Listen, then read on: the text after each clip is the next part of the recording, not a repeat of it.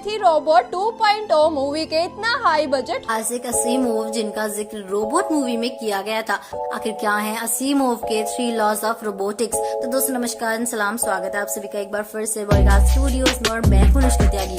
तो आज इन सभी सवालों के जवाब जानने के लिए आज इस वीडियो को अंत तक जरूर देखिएगा।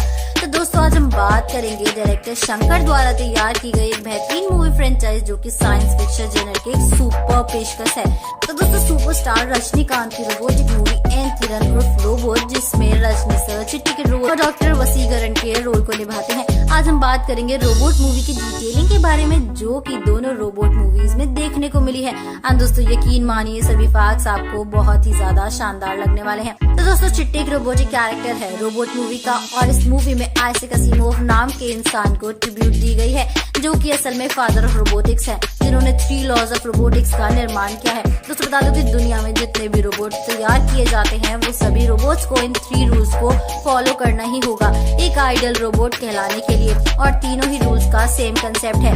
आइए जाने कि वो क्या है 3 लॉज ऑफ रोबोटिक्स। सबसे पहला लॉ है कि a robot may not injure a human being और through inaction allow a human being to come to harm. यानी कि दोस्तों कोई भी रोबोट किसी भी इंसान को कभी भी कोई चोट नहीं पहुंचा सकता। असीमोव का दूसरा लॉ ये कहता है कि robot must obey orders given to it by the human beings except where such order would conflict with the first law. यानी कि दोस्तों एक रोबोट को हमेशा ह्यूमंस के सभी ऑर्डर्स को फॉलो करना ही होगा, लेकिन सिर्फ तब तक जब तक वो ऑर्डर्स असीमोव के पहले लॉ को नहीं तोड़ देते। तो दोस्तों बता दूं कि असीमोव का थर्ड लॉ ये कहता है a robot must protect its own existence as long as protection does not conflict the first और द सेकंड लॉ। जिसका मतलब है कि एक रोबोट को हमेशा ही खुद की रक्षा करनी चाहिए, और वो भी इस तरह से कि वो अपनी रक्षा करते करते बाकी के 2 लॉज को कभी भी ब्रेक ना करे।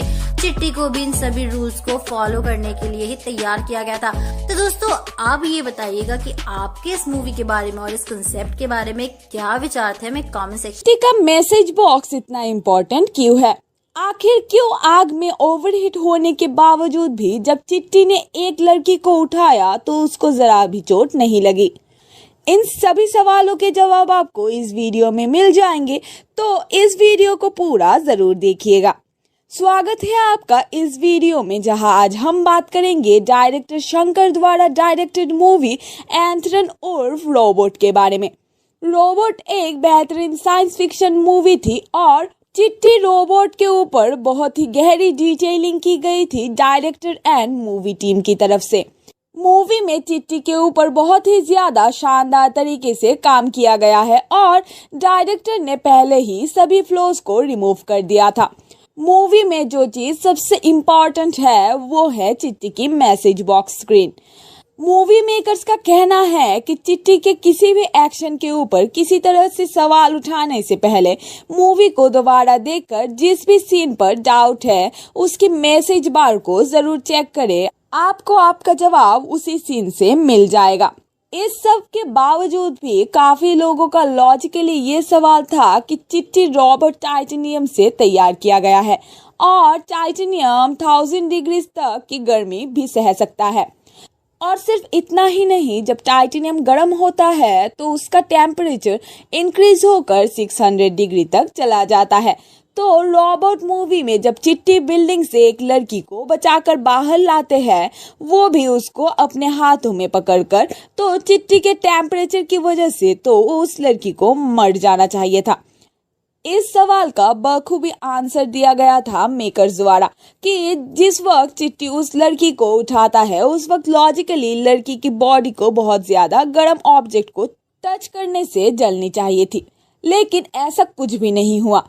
इसकी वजह यह है कि जब चिट्टी उस बिल्डिंग में एंटर हुए थे उसी वक्त चिट्टी की स्क्रीन पर यह मैसेज साफ देखा जा सकता था कि कूलेंट वाल्व्स एक्टिवेटेड। यानी कि जैसे ही चिट्टी की बॉडी को एक्सट्रीम टेम्परेचर महसूस हुआ तो उसने खुद ही कूलेंट वाल्व्स यानी कि चिट्टी की बॉडी टेम्परेचर को बैक टू नॉर्मल करने का प्रोसेस शुरू कर दिया था।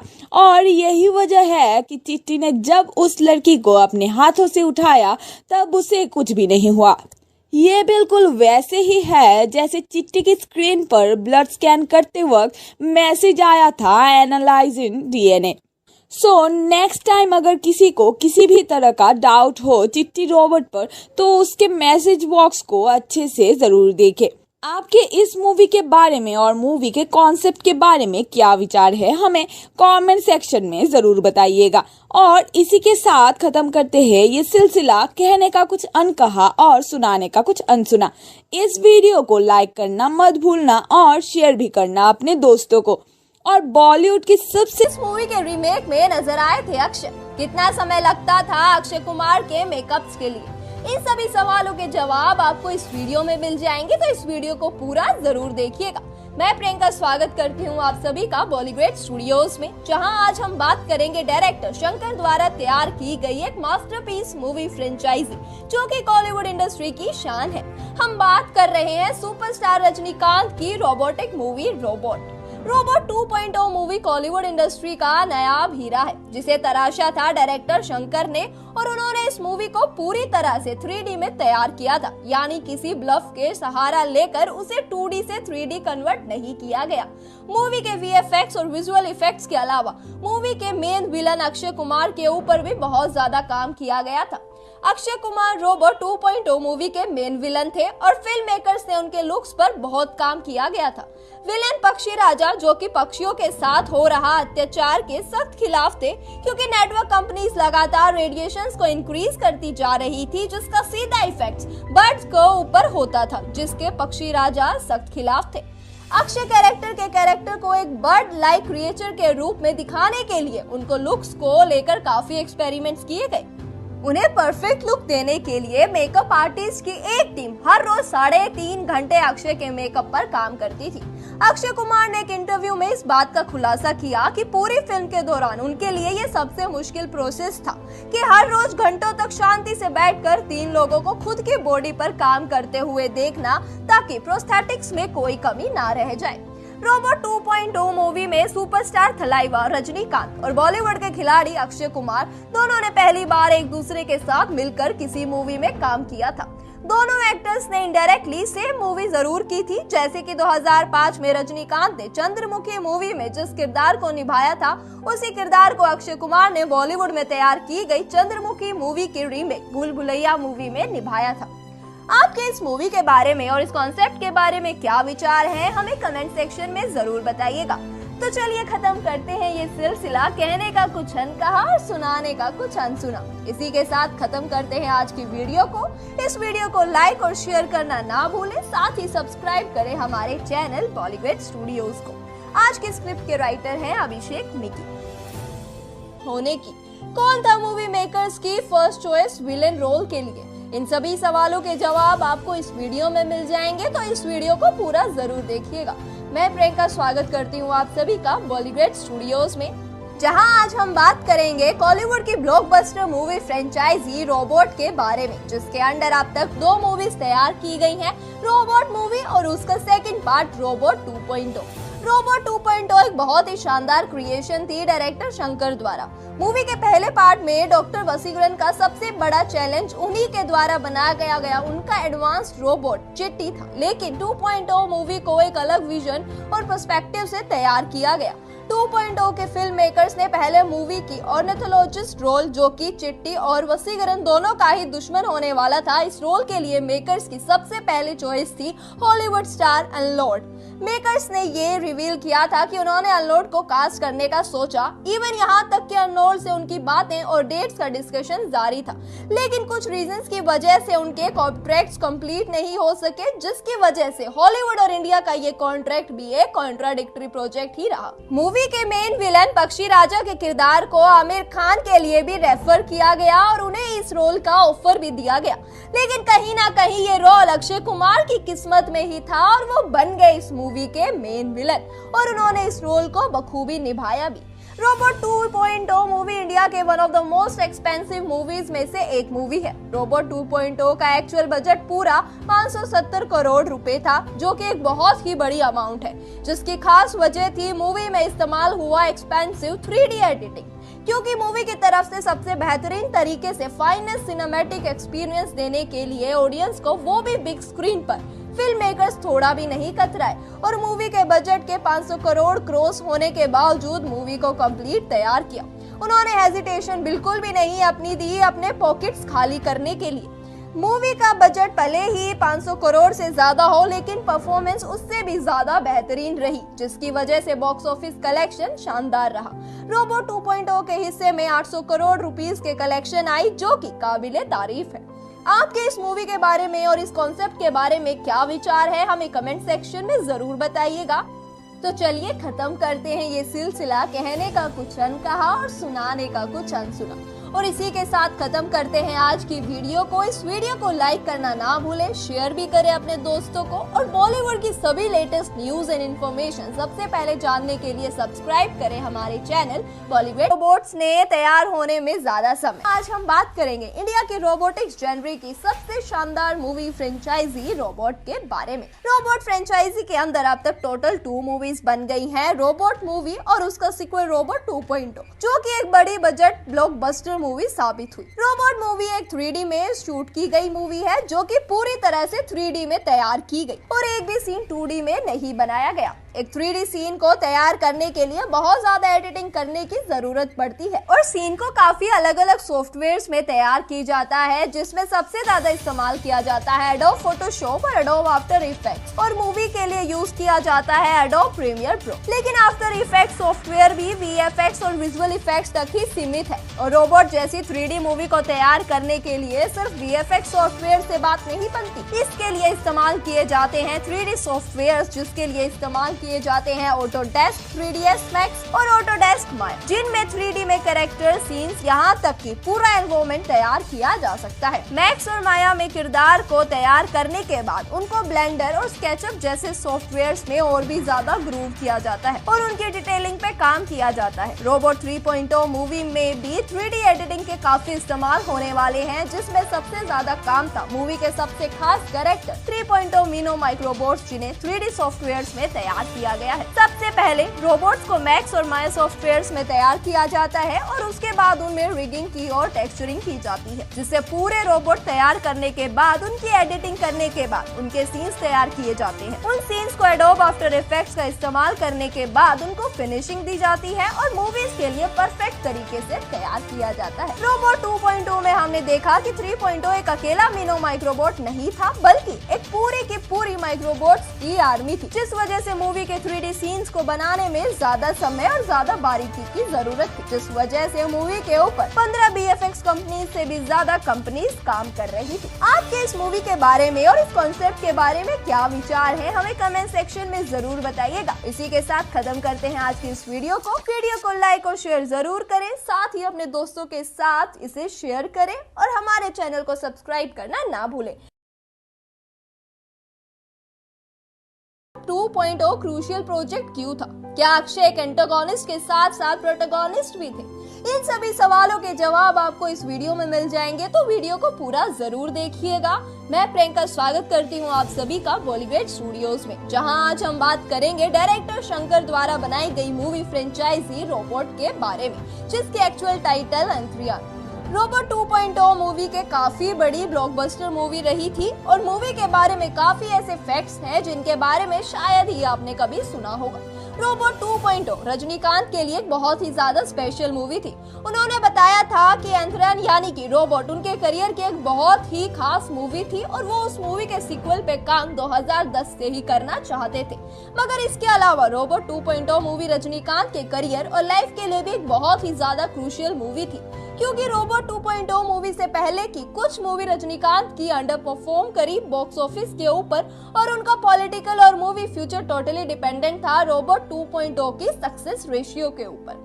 रोबोट 2.0 मूवी अपनी प्रीक्वल मूवी के लगभग 8 साल बाद आई थी, और रजनीकांत ने इस मूवी में भी डबल रोल किया था, और इसमें कोई शक नहीं कि रजनीकांत की परफॉर्मेंस बिल्कुल ही आउटस्टैंडिंग थी।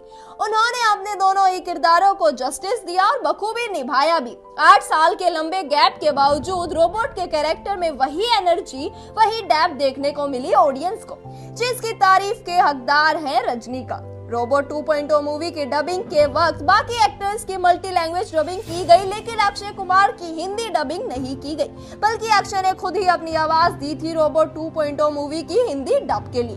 यानी कि अक्षय ने इस मूवी की डबिंग के लिए तमिल और हिंदी दोनों लैंग्वेजेस में बात की थी। मूवी में जिस कैरेक्टर को मेन विलन माना गया यानी कि अक्षय कुमार को, जो कि पक्षी राजा के किरदार को निभाते हैं, असल में वो मूवी के एक्चुअल विलन नहीं है। असल में तो वो एक क्लोजेस्ट एनवायरमेंटलिस्ट थे जो कि सख्त खिलाफ थे मोबाइल फोन कंपनीज के, जो कि लगातार रेडिएशंस को इंक्रीज करती रहती है और उन रेडिएशन से सीधा इफेक्ट पड़ता है बर्ड को। और पक्षी राजा को बर्ड से बहुत ही ज्यादा प्यार था और मोबाइल कंपनीज के हाई रेडिएशंस के वो सख्त खिलाफ थे। यानी असल में रोबोट 2.2 मूवी के विलन माना जा रहा पक्षी राजा की डेप्थ स्टोरी में वो अपने आप में एक हीरो थे। आपके इस मूवी के बारे में और मूवी के कॉन्सेप्ट के बारे में क्या विचार है, हमें कमेंट करके जरूर बताइएगा।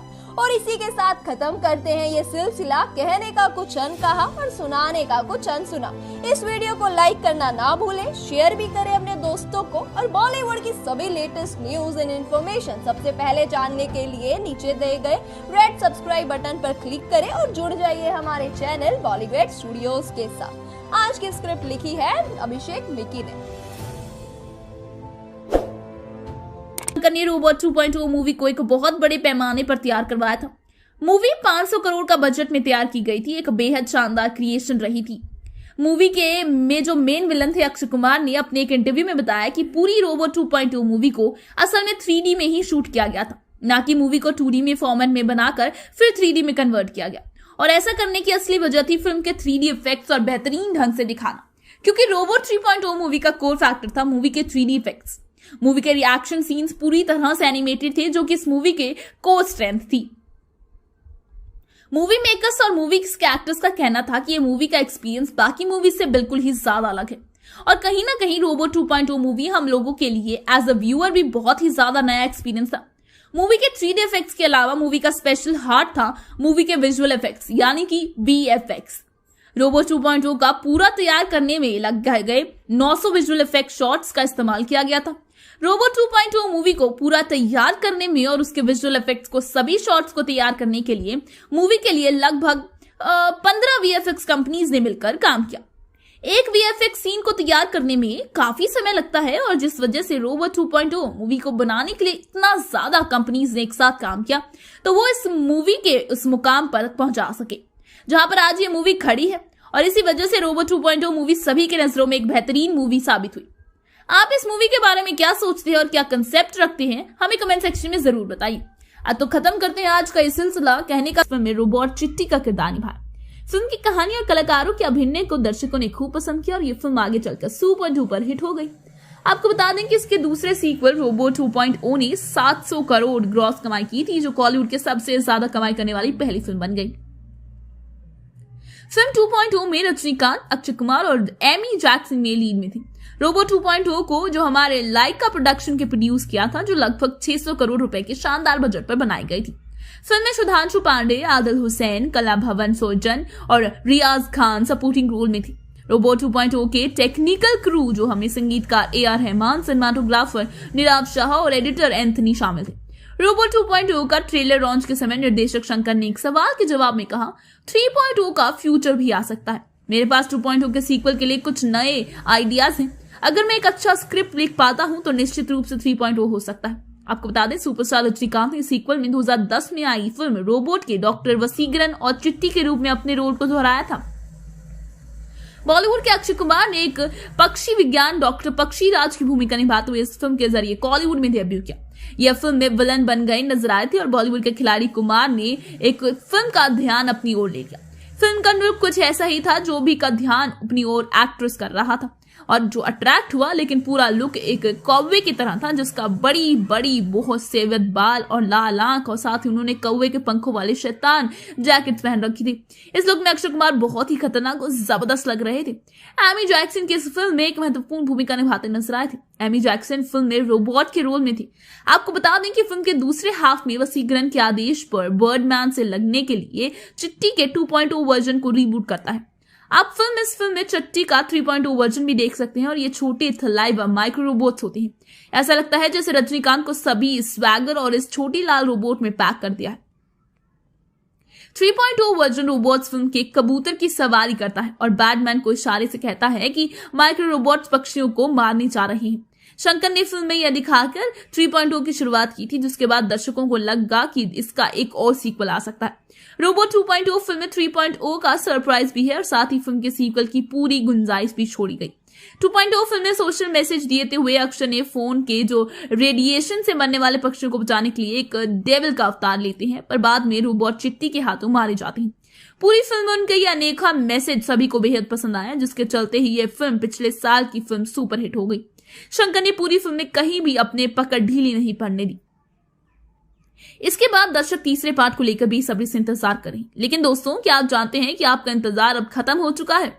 रोबोट 3.0 का सीक्वल अब रोबोट 3.0 आने वाला है और जल्द ही यह फिल्म सिनेमाघरों में लगती हुई नजर आएगी।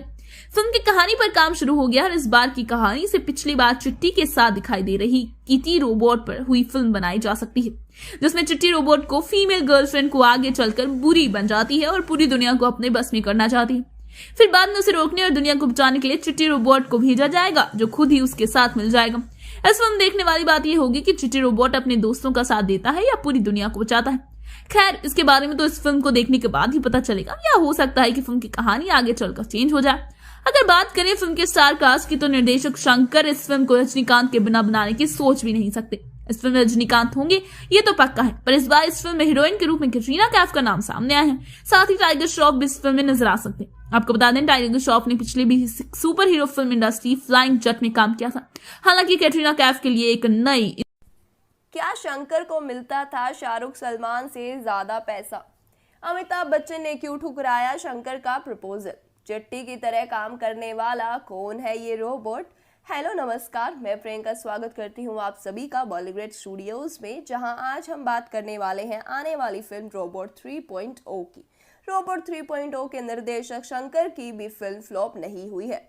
शंकर अपनी हर अगली फिल्म के साथ देश में सबसे मोटी कमाई करने वाले निर्देशक के तौर पर चर्चा में आते जाते हैं। आज से 10 साल पहले भी वे एक फिल्म डायरेक्ट करने के इतने करोड़ लेते थे जितने तब शाहरुख सलमान भी नहीं लेते थे। उन्होंने अपनी फिल्मों में टेक्नोलॉजी का निरंतर बढ़ता इस्तेमाल किया। उन्होंने गानों को ग्रैंड बनाने में कभी कमी नहीं आने दी। आपको बता दें, वो शाहरुख खान और अमिताभ बच्चन के साथ भी काम करना चाहते थे, लेकिन बात नहीं बनी। रोबोट की कहानी उन्होंने शाहरुख को सुनाई थी, लेकिन बात नहीं बनी। दोबारा उन्होंने रोबोट के सीक्वल 2.0 के लिए आमिर से बात की, वहां भी बात नहीं बनी। रोबोट में अमिताभ बच्चन को उन्होंने विलन का रोल पेश किया था, लेकिन अमिताभ बच्चन ने मना कर दिया क्योंकि उनकी पिछली ग्रे शेड्स वाली फिल्में नहीं चली थी। खैर, रोबोट और रोबोट 2.0 ने ताबड़तोड़ कमाई की और दर्शकों को भी खूब पसंद आई। रजनीकांत ने दोनों ही फिल्मों में अपने चिट्टी वाले अवतार से लोगों का दिल जीता। आपको बता दें, अब मूवी का वह चिट्टी असल जिंदगी में भी सामने आ चुका है, लेकिन ये वाला चिट्टी लड़का नहीं बल्कि खूबसूरत लड़की है और इतनी ज्यादा स्मार्ट है कि इस एक देश की नागरिकता तक दे दी गई है। इस रोबोट का नाम है सोफिया। सोफिया इस दुनिया की पहली ऐसी रोबोट बन चुकी है जिसे किसी देश की नागरिकता प्राप्त हुई है। सोफिया को सऊदी अरब की सरकार ने सोफिया को देश का नागरिक करार दिया है, यानी कि एक रोबोट अब इंसान की बराबरी कर चुकी है। सोफिया को उसकी इंटेलिजेंस, स्किल्स और सोशल प्रेजेंस के चलते इतना काबिल माना गया है कि उसे इंसानों की तरह वहां के नागरिक घोषित कर दिया। सोफिया का निर्माण हैंसन रोबोटिक्स फर्म द्वारा किया गया है। फर्म के फाउंडर डेविड हैंसन की रोबोट सोफिया को एक खूबसूरत महिला की शक्ल दी गई। यह रोबोट न सिर्फ बेहद ही स्मार्ट और इंटेलिजेंट है, बल्कि इसके हाव भाव, चेहरे के रिएक्शन, बात करने का तरीका इत्यादि इंसानों जैसा ही है। सोफिया किसी आम इंसान की तरह हंस सकती है, गुस्सा दिखाती है, उदास होती है तथा हैरान होकर भी दिखाती है। अनेकों सवाल के जवाब अपनी मेमोरी में सेव करने वाली सोफिया वैज्ञानिक व सामाजिक मुद्दों पर न सिर्फ अपनी राय देती है, बल्कि समस्याओं का हल भी बताती है। चिट्ठी के हूबहू करती है सोफिया फंक्शन। अब 3.0 में शंकर कौन सा VFX और नया तकनीक लाने वाले हैं? अब भी जब चिट्टी ने एक लड़की को उठाया तो उसको जरा भी चोट नहीं लगी। इन सभी सवालों के जवाब आपको इस वीडियो में मिल जाएंगे, तो इस वीडियो को पूरा जरूर देखिएगा। स्वागत है आपका इस वीडियो में, जहां आज हम बात करेंगे डायरेक्टर शंकर द्वारा डायरेक्टेड मूवी एंटरन उर्फ रोबोट के बारे में। रोबोट एक बेहतरीन साइंस फिक्शन मूवी थी और चिट्टी रोबोट के ऊपर बहुत ही गहरी डिटेलिंग की गई थी डायरेक्टर एंड मूवी टीम की तरफ से। मूवी में में चिट्टी के ऊपर बहुत ही ज्यादा शानदार तरीके से काम किया गया है और डायरेक्टर ने पहले ही सभी फ्लॉज को रिमूव कर दिया था। मूवी में जो चीज सबसे इम्पोर्टेंट है वो है चिट्टी की message box screen. Movie makers का कहना है कि चिट्टी के किसी भी एक्शन के ऊपर किसी तरह से सवाल उठाने से पहले मूवी को दोबारा देखकर जिस भी सीन पर डाउट है उसकी मैसेज बार को जरूर चेक करें। आपको आपका जवाब उसी सीन से मिल जाएगा। इस सब के बावजूद भी काफी लोगों का लॉजिकली ये सवाल था, चिट्टी रोबोट टाइटेनियम से तैयार किया गया है और टाइटेनियम 1000 डिग्री तक की गर्मी भी सह सकता है। और सिर्फ इतना ही नहीं, जब टाइटेनियम गर्म होता है तो उसका टेम्परेचर इंक्रीज होकर 600 डिग्री तक चला जाता है। तो रोबोट मूवी में जब चिट्टी बिल्डिंग से एक लड़की को बचाकर बाहर लाते हैं, वो भी उसको अपने हाथों में पकड़कर, तो चिट्टी के टेम्परेचर की वजह से तो उस लड़की को मर जाना चाहिए था। इस सवाल का बखूबी आंसर दिया गया था मेकर्स द्वारा कि जिस वक्त चिट्टी उस लड़की को उठाता है उस वक्त लॉजिकली लड़की की बॉडी को बहुत ज्यादा गर्म ऑब्जेक्ट को टच करने से जलनी चाहिए थी, लेकिन ऐसा कुछ भी नहीं हुआ। इसकी वजह ये है कि जब चिट्टी उस बिल्डिंग में एंटर हुए थे उसी वक्त चिट्टी की स्क्रीन पर ये मैसेज साफ देखा जा सकता था कि कूलेंट वाल्व्स एक्टिवेटेड, यानी कि जैसे ही चिट्टी की बॉडी को एक्सट्रीम टेम्परेचर महसूस हुआ तो उसने खुद ही कूलेंट वाल्व्स यानी कि चिट्टी की बॉडी टेम्परेचर को बैक टू नॉर्मल करने का प्रोसेस शुरू कर दिया था। और यही वजह है कि चिट्टी ने जब उस लड़की को अपने हाथों से उठाया तब उसे कुछ भी नहीं हुआ। ये बिल्कुल वैसे ही है जैसे चिट्टी की स्क्रीन पर ब्लड स्कैन करते वक्त मैसेज आया था analysing DNA. So next time अगर किसी को किसी भी तरह का डाउट हो चिट्टी रोबोट, तो उसके मैसेज बॉक्स को अच्छे से जरूर देखें। आपके इस मूवी के बारे में और मूवी के कॉन्सेप्ट के बारे में क्या विचार है हमें कमेंट सेक्शन में जरूर बताइएगा। और इसी के साथ खत्म करते हैं ये सिलसिला कहने का कुछ अनकहा और सुनाने का कुछ अनसुना। इस वीडियो को लाइक करना मत भूलना और शेयर भी करना अपने दोस्तों को। और बॉलीवुड की सबसे लेटेस्ट न्यूज एंड इन्फॉर्मेशन सबसे पहले जानने के लिए नीचे दिए गए रेड सब्सक्राइब बटन पर क्लिक करें और जुड़ जाइए हमारे बॉलीवुड स्टार एक साथ काम करने वाले शंकर और रजनीकांत की पहली फिल्म कौन सी थी? तो हेलो नमस्कार, स्वागत है आपका बॉलीवुड स्टूडियोज में और मैं अनुष्का त्यागी। आज हम बात करने वाले हैं आने वाली फिल्म रोबोट 3.0 की। दोस्तों आपको बता दूं कि शनमुगन शंकर एक बहुत अच्छे निर्देशक और लेखक है जिन्होंने लाखों लोगों का दिल जीता है। फिल्म में आने से पहले शंकर एक क्वालिटी कंट्रोलर सुपरवाइजर थे। एक इंटरव्यू में शंकर ने कहा कि जब वो अपना फोन उठाते हैं तो वो हमेशा खुद को शंकर द डायरेक्टर कहकर इंट्रोड्यूस करते हैं। रजनीकांत और कमल हसन जैसे तमिल सिनेमा के दिग्गजों के साथ काम करने के बाद शंकर ने खुद को लेजेंड का दर्जा दिया है। चलिए आज बात करते हैं इनके 11 बेस्ट फिल्मों के बारे में। तो दोस्तों पहली फिल्म है जेंटलमैन। शंकर के निर्देशन में बनी ये पहली फिल्म बॉक्स ऑफिस पर ब्लॉकबस्टर बन गई थी और इसे पॉजिटिव रिव्यूज मिले थे। उस समय में हाई बजट में बनी फिल्म को इसके प्लॉट और थीम के लिए काफी सराहना मिली थी। फिल्म में AR रहमान ने म्यूजिक दिया था। अर्जुन सर्जा और मधु की मेन लीड में बनी इस फिल्म ने कई राज्य पुरस्कार और फिल्म फेयर मिले थे। अब बात करते हैं उनकी दूसरी हिट फिल्म कधालन के बारे में, जिसमें प्रभुदेवा और नगमा मेन रोल में थे, जिसे भी कई प्रशंसा मिली थी। अब दोस्तों बता दूं कि गानों में CGI के उपयोग के लिए फिल्म को सराहा गया था। भारतीय सिनेमा में इस तरह की तकनीक का इस्तेमाल करने वाले पहले शंकर ही थे और उनके साहसी कदम के लिए सराहा गया था उनको। फिल्म में संगीत AR रहमान ने ही दिया था। दोस्तों बता दूं कि फिल्म को 4 राष्ट्रीय फिल्म पुरस्कार मिले थे। तीसरी साइकोलॉजिकल थ्रिलर फिल्म अनियन भ्रष्टाचार के कारण आम आदमी के सामने आने वाली समस्याओं के लिए एक नई धारणा लेकर आई है जो उसके चारों ओर घूमती है। फिल्म में विक्रम ने कानून के पालन करने वाले वकील के रूप में एक्ट किया जिसे मल्टीपल पर्सनालिटी डिसऑर्डर है। स्टार कास्ट में साधा, विवेक, प्रकाश राज, नेदुमुदी वेणु और नासिर शामिल थे। फिल्म में म्यूजिक हरीश जयराज ने दी थी। शंकर के इस फिल्म को एक शानदार प्रतिक्रिया मिली। अब शंकर इसका हिंदी वर्जन लेकर आ रहे हैं जिसमें रणवीर सिंह नजर आने वाले हैं। चौथी फिल्म अपने बड़े बजट के लिए जानी जाती है। शंकर की फिल्म एथिरन यानी कि रोबोट, जिसे बनाने में लगभग 10 साल लगे थे। एथिरन में शंकर ने शानदार एनिमेशन और VFX का इस्तेमाल किया। इस फिल्म में सुपरस्टार रजनीकांत और ऐश्वर्या राय बच्चन मेन लीड में थे। शंकर की एथिरन फिल्म रिलीज के समय सबसे महंगी फिल्म थी और लोगों ने इसे खूब पसंद किया था। खासकर रजनीकांत के परफॉर्मेंस और ब्रिलियंट स्पेशल इफेक्ट के चलते इस फिल्म ने 2 राष्ट्रीय फिल्म पुरस्कार सहित कई पुरस्कार जीते थे। 5वीं फिल्म एथिरन की सीक्वल है जो कि है रोबोट 2.0, जिसने सारे रिकॉर्ड्स तोड़ दिए थे। दोस्तों VFX की बात तो पूछिए ही मत, बहुत ही शानदार VFX का इस्तेमाल किया गया था। इस फिल्म में रजनीकांत और बॉलीवुड के खिलाड़ी अक्षय कुमार थे। लोगों ने इस फिल्म को बहुत पसंद किया था। अगली फिल्म है शिवाजी द बॉस। ये एक साथ काम करने वाले शंकर और रजनीकांत की पहली फिल्म थी जिसने फिर से भ्रष्टाचार पर प्रकाश डाला, जिसके चलते ईमानदार व्यक्ति को मुश्किल होती है। दोस्तों बता दो कि फिल्म में श्रेया शरण और विवेक ने भी महत्वपूर्ण भूमिका निभाई थी। फिल्म एक ब्लॉकबस्टर हिट बन गई थी। फिल्म को राष्ट्रीय पुरस्कार के साथ साथ फिल्म फेयर और विजय पुरस्कार भी मिले थे। 7वीं फिल्म मुधलवन है जिसमें अर्जुन सर्जा, मनीषा कोइराला और रघुवरन लीड रोल में थे। बाद में इस फिल्म को हिंदी में बनाया गया था जिसका नाम था नायक, जिसमें अनिल कपूर और रानी मुखर्जी लीड रोल में थे। फिल्म एक ब्लॉकबस्टर हिट थी और 200 दिनों तक सिनेमाघरों में चली और कई राज्य पुरस्कार जीते। अब बात करते हैं फिल्म आई की। ये फिल्म विक्रम और एमी जैक्सन स्टारर है। दोस्तों बता दूं कि इंडस्ट्री में शंकर जैसे फिल्मकार होने पर कुछ भी कम होने की उम्मीद नहीं की जा सकती।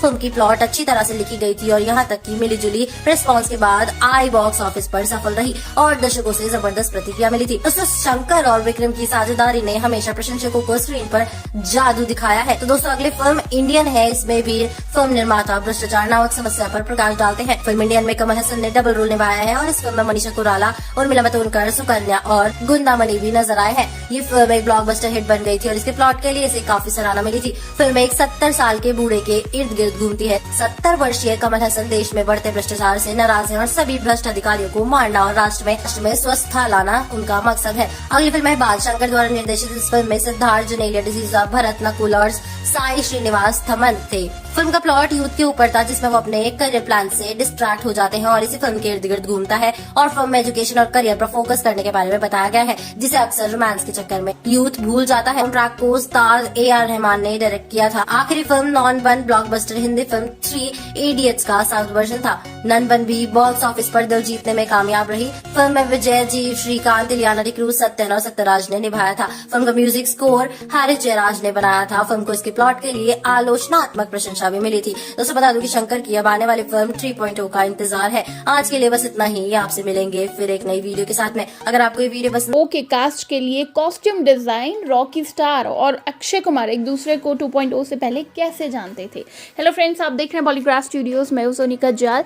दोस्तों जल्द ही कहा जा रहा है कि रोबोट 2.0 के बाद 3.0 में काम किया जाएगा। आपको बता दें रोबोट 2.0 में रॉकी स्टार ने कॉस्ट्यूम डिज़ाइन किया था।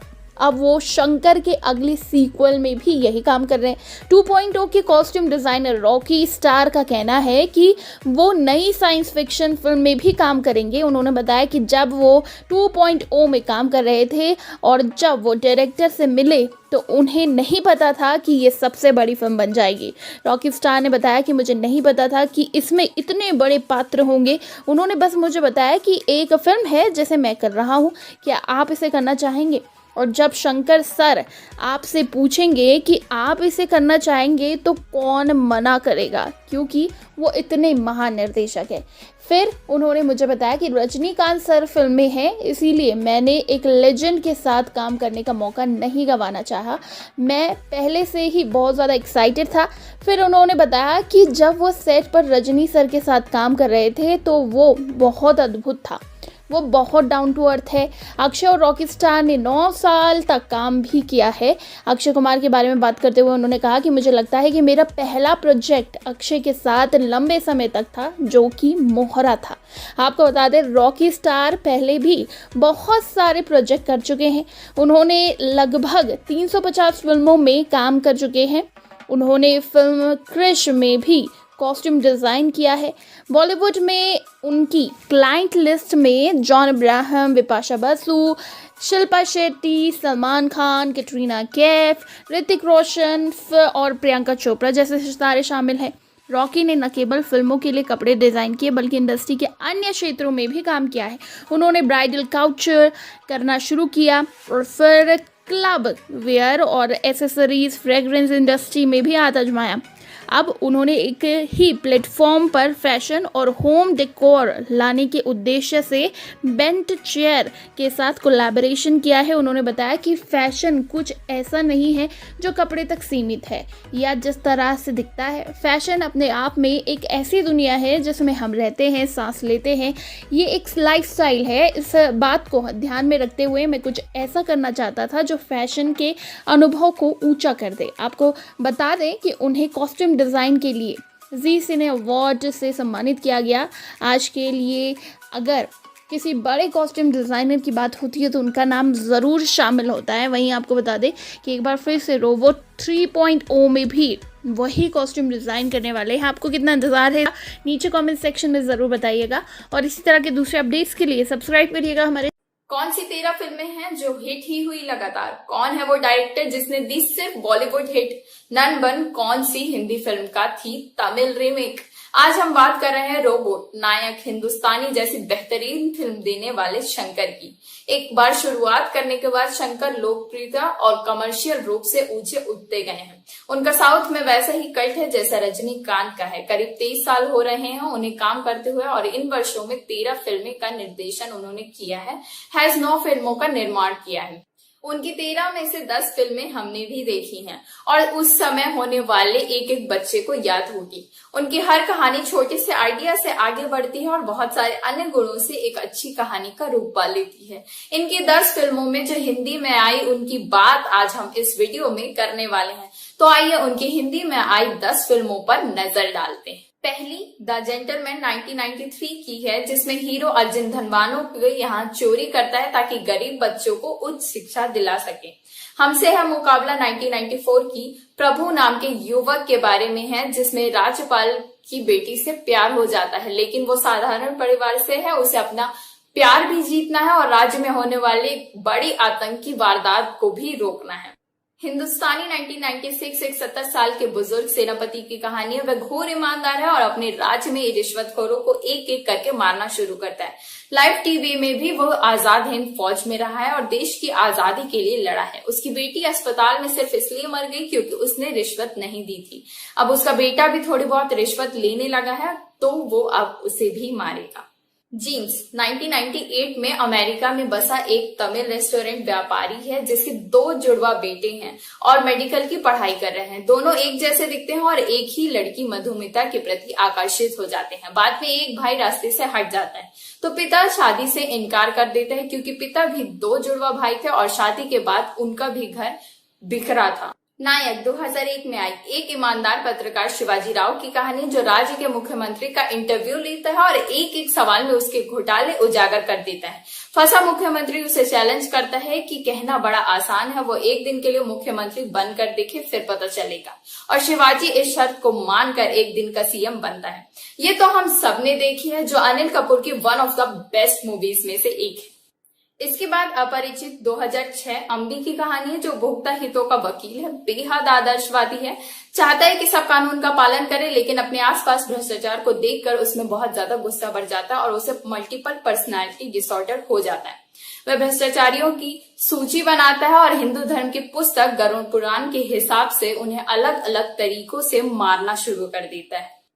7वीं हिंदी फिल्म है शिवाजी। इसी नाम वाले नायक की कहानी है, जो अमेरिका से अपने राज्य लौटा है। सॉफ्टवेयर इंजीनियर है, पढ़ाई व इलाज के लिए अस्पताल बनाना चाहता है, लेकिन एक भ्रष्ट राजनेता उसे ऐसा करने नहीं दे रहा और अब शिवाजी उसे अपने तरीके से सुलझाता है। अब बारी है रोबोट 2010 की, जो एक वैज्ञानिक अपनी ही शक्ल वाला एंड्रॉइड रोबोट बनाता है, लेकिन वो रोबोट इंसानों की तरह इमोशन और समझने की शक्ति विकसित कर लेता है और इस वैज्ञानिक की प्रेमिका के प्रेम में पड़ जाता है। बाद में वो ही इंसानों के विनाश पर उतर आता है। फिर आई फिल्म आई 2015 में एक बॉडी बिल्डर लिंगसन की कहानी, जो एक टॉप मॉडल बनता है, लेकिन फिर उसका शरीर विकृत होने लगता है और वो कुबड़ा हो जाता है। वो अपनी प्रेमिका और लोगों से दूर एकाकी जीवन जीने को मजबूर हो जाता है, लेकिन जब उसे ज्ञात होता है कि उसके दुश्मनों ने धोखे से उसे इंजेक्शन लगाकर इस तरह से कर दिया है, तो वो एक एक करके सबको सजा देना शुरू कर देता है। 10वीं फिल्म रोबोट 2.0 है। 2018 में बनी ये फिल्म रोबोट की आगे की कहानी है। इसमें वैज्ञानिक और उसका रोबो है और इस बार उनका सामना दुष्ट डॉक्टर रिचर्ड से होता है। शंकर के निर्देशन में सिर्फ बॉयज ही ऐसी तमिल फिल्म रही है जो हिंदी में नहीं लगी। एक अन्य फिल्म नन 1 थी, जो 3 इडियट्स की तमिल रीमेक थी। और अब शंकर के निर्देशन में ही रोबोट 3.0 आने वाली है, जिसमें पहले से ज्यादा तकनीकों का प्रयोग होने वाला है। अब की बार रोबोट पहले की सभी रोबोट से ज्यादा खतरनाक साबित होगा। अब वो इंसानों को मारता है या फिर जानवर को इंसान बनाता है, ये तो रोबोट 3.0 को देखने से ही पता चलेगा। अगर रिकॉर्ड देखें तो शंकर की कोई भी फिल्म फ्लॉप नहीं हुई है। किसी ने भी प्रोड्यूसर निर्माताओं को घाटा नहीं दिया है। शंकर अपनी हर अगली फिल्म के साथ देश के बॉलीवुड समेत सबसे मोटी कमाई करने वाले निर्देशक के तौर पर चर्चा में आते जाते रहते हैं। उम्मीद करते हैं रोबोट 3.0 भी इसी सूची में शामिल होगी। तो आपको क्या लगता है, कैसी होगी रोबोट 3 की कहानी? क्या ये पहले के रिकॉर्ड तोड़ पाएगी? हमें कमेंट सेक्शन में जरूर बताइएगा। और हाँ, हमारे चैनल बॉलीग्रेड क्या होते हैं शंकर की फिल्मों के एक्स फैक्टर? शंकर हमेशा उस टाइम में चल रहे एक्टर्स को ही क्यों लेते हैं अपनी फिल्मों में? शंकर ने ऐसा क्या किया था जो हुआ था भारतीय इतिहास में पहली बार? नमस्कार दोस्तों, मैं हूं पंखुरी और स्वागत है आप सबका बॉलीग्रैड स्टूडियोज में। आज हम फिर रोबोट फ्रेंचाइजी के मशहूर डायरेक्टर शंकर की बात करेंगे। हमने अपनी पिछली वीडियो में इनकी फिल्मों की बात की थी, जिनमें 13 फिल्में शामिल थी और देखा जाए तो उनकी कोई भी फिल्म फ्लॉप नहीं हुई है। किसी ने प्रोड्यूसर्स और निर्माताओं को घाटा नहीं दिया है। शंकर अपनी हर अगली फिल्म के साथ देश के बॉलीवुड समेत सबसे मोटी कमाई करने वाले निर्देशक के तौर में चर्चा में आ जाते हैं। आज से 10 बरस पहले शंकर एक फिल्म डायरेक्ट करने के इतने करोड़ लेते थे जितने तब शाहरुख सलमान भी नहीं लेते थे। उन्होंने अपनी फिल्मों में टेक्नोलॉजी का लगातार अच्छा इस्तेमाल किया। उन्होंने गानों को अच्छा दिखाने में कभी भी कमी नहीं आने दी। बैकग्राउंड डांसर सदा बढ़ते रहते। इंग्लिश भाषा, अमेरिका में पढ़ा नायक, अमेरिका में बसा नायक, अमेरिका से पढ़कर गांव की सेवा करने लौटा नायक, विदेशी चेहरों की गानों में मौजूदगी, इनका चाव इनसे छूटा नहीं है। दरअसल ये एक ट्रिक है कि कम जागरूक और अमीरी की पतली रेखा में बहुत दूर खड़े दर्शकों के मन में गोरी चमड़ी या गोरे रंग की बड़ी लालसा है। विदेश, संपन्नता और स्थानीय समाज में सम्मान का भी विषय ठहरा। शंकर इसे अपनी फिल्मों में दिखाने में कभी नहीं चूके। यही वजह है कि अपनी फिल्म आई में ऑडियो लॉन्च पर सितंबर 2014 में उन्होंने आर्नोल्ड श्रोडिंगर को बुलाया था। ये हॉलीवुड एक्टर कभी भी किसी और भारतीय फिल्म की लॉन्च में नहीं दिखा। जाहिर है इससे शंकर और उस फिल्म का कद तमिलनाडु और साउथ के अन्य उद्योगों में बहुत बढ़ गया। आर्नोल्ड ने आई के प्रचार के लिए इंटरव्यू भी दिए। जाहिर सी बात है उन्होंने इसके लिए अच्छे खासे पैसे भी लिए थे। शंकर की फिल्मों में एक और खास फैक्टर होता है सुपरस्टार और खूबसूरत अभिनेत्रियों का। ऐसे चेहरे जिनकी ज्यादा से ज्यादा दर्शकों के बीच मांग हो, क्योंकि उनकी लोकप्रियता के मामले में फिल्मों की कमाई भी काफी फायदा करती हैं। कमल हसन, प्रभुदेवा, अर्जुन सर्जा, मधु, नगमा, मनीषा कोइराला, ऐश्वर्या राय, अनिल कपूर, रजनीकांत, विक्रम, अक्षय कुमार उनकी फिल्मों में रहे हैं। अब आने वाली फिल्म रोबोट 3.0 में भी शंकर ऐसे ही चेहरों को ढूंढ रहे हैं जो लोगों के बीच काफी लोकप्रिय हो। अब इन नामों में टाइगर, आमिर, अक्षय, नोरा शामिल है। आमिर और टाइगर से रोबोट के रोल की बात हो रही है, जबकि नोरा को फीमेल अट्रैक्शन के लिए मूवी में लिए जाने की बात हो रही है। साथ ही विलन के किरदार में एक बार फिर अक्षय के लिए सोचा जा रहा है। आपको क्या लगता है कौन होगा इनमें से फाइनल? हमें कमेंट करके जरूर बताएं। वीडियो पर फिर देखने को मिलेगा रजनीकांत का रोबोटिक स्वैग। क्या इस बार भी खिलाड़ी कुमार से होगा चिट्टी का सामना या किसी नए विलन को हराने का जिम्मा उठाएंगे थलाइवा? स्वागत है आपका बॉलीग्रैड स्टूडियोज में। साल 2010 में जब साउथ के फेमस डायरेक्टर शंकर अपनी साइंस फिक्शन फिल्म एथरीन उफ रोबोट लेकर आए थे, तो शायद उन्हें खुद भी नहीं पता था कि उनकी फिल्म इतनी हिट हो जाएगी कि इसे इंडियन इंडस्ट्री की सबसे सफल स्काई-फाई फिल्म का टैग मिल जाएगा। इसके बाद साल 2018 में शंकर रोबोट का सीक्वल रोबोट 2.0 लेकर आए, जिसमें रजनीकांत के साथ एमी जैक्सन और विलन के रूप में अक्षय कुमार दिखाई दिए, जिनके खतरनाक लुक्स ने सभी का ध्यान अपनी ओर खींच लिया और फिर एक बार बॉक्स ऑफिस पर रोबोट का डंका बज गया। इस फिल्म के बाद से ही दर्शक अब इसके तीसरे पार्ट यानी रोबोट 3.0 की मांग करने लगे। तो क्या वाकई रोबोट 3.0 बनेगी? क्या इस बार भी फिल्म में तलाइवा का जलवा देखने को मिलेगा? क्या एक बार फिर चिट्टी ऐश्वर्या राय बच्चन की कजरारी आंखों में खो जाएगा?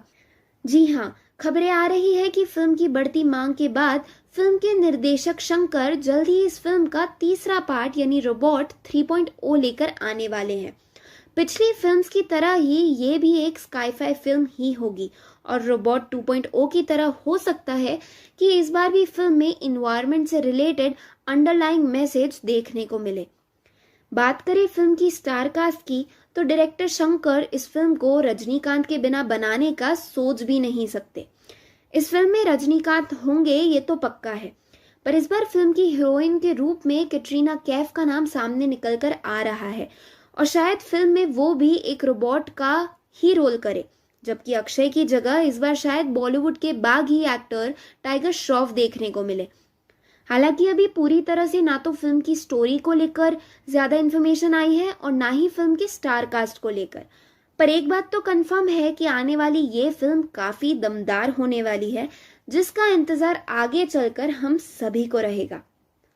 आप हमें कमेंट्स में बताइए कि आपको क्या लगता है कि क्या ये फिल्म बड़े पर्दे पर चिट्टी जैसे कमाल कर पाएगी या फिर काफी समय से फ्लॉप हो रहे सीक्वल की लिस्ट का हिस्सा बन जाएगी।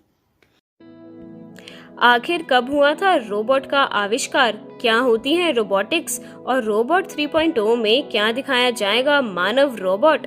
तो नमस्कार दोस्तों, मेरा नाम है श्रिया अरोरा। आप सभी का स्वागत है हमारे यूट्यूब चैनल बॉलीग्रास स्टूडियोज में। तो चलिए शुरू करते हैं आज की वीडियो। रोबोट पे बनने वाली फिल्में कैसे बनी और कहां से आया ये शब्द रोबोट, तो आज हम जानने वाले हैं रोबोट के बारे में। आपको बता दें कि रोबोट एक खोज है। हार्डवेयर और सॉफ्टवेयर से बना ये यंत्र मानव की उपयोगिता, मनुष्य की पहुंच से बाहर, कठिनाई वाले, खतरनाक एवं घातक क्षेत्रों में अतुलनीय है। आज रोबोट का उपयोग कई प्रकार के कार्यों के लिए किया जा रहा है। इन्हीं कई तरह के कार्यों में इसकी प्रभावीपन को देखते हुए आविष्कृत रोबोट निर्माण की नवीनतम तकनीक को रोबोटिक्स नाम दिया गया है। आज विश्व के अनेक विकसित व विकासशाली देश जैसे कि ब्रिटेन, अमेरिका, भारत, जापान और कोरिया आदि रोबोटिक्स पर काफी गंभीरता से कार्य कर रहे हैं।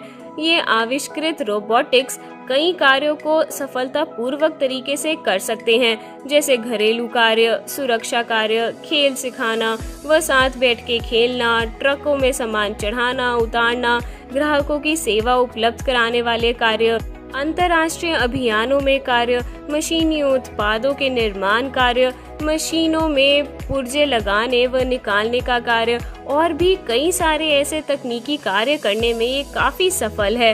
विश्व का पहला रोबोट ईयर 1923 में अमेरिका की स्पेरी जायरोस्कोप कंपनी द्वारा निर्मित किया गया।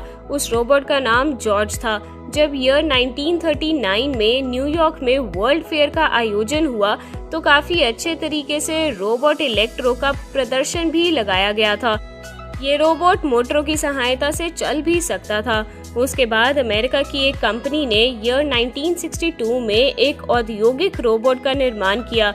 ईयर 1980 तक ऐसे रोबोटों का निर्माण हो चुका था जो कारखानों में मनुष्य की भांति वेल्डिंग करने, नट बोल्ट खोलने तथा किसने आदि जैसे कार्य करने लगे। आधुनिक विज्ञान तकनीक द्वारा अब माइक्रो प्रोसेस तकनीक का प्रयोग करके हूबहू मनुष्य जैसे स्वरूप वाले रोबोट का आविष्कार किया जा चुका है। आपको बता दें कि ये रोबोट मनुष्य की भांति ही कार्य करते हैं। इसके शरीर में मांस व हड्डियों के स्थान पर लोहा एवं प्लास्टिक का प्रयोग किया गया। रोबोट माइक्रो प्रोसेसर की सहायता से बोलते, कैमरा की मदद से देखते तथा यंत्रों के सहयोग से स्पर्श करता है। रोबोट को संचालित करने वाले कंप्यूटर रोबोट के भीतर या बाहर रखे जा सकते हैं। आज वैज्ञानिक ऐसा रोबोट इजाद करने में लगे हैं जिसमें नकली बुद्धि का विकास किया जा सके।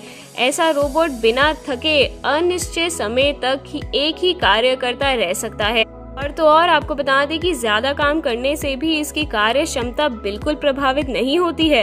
रोबोट को माइक्रो कंप्यूटर में कार्य करने का क्रम एवं उसकी गतिविधियों का प्रोग्राम रहता है।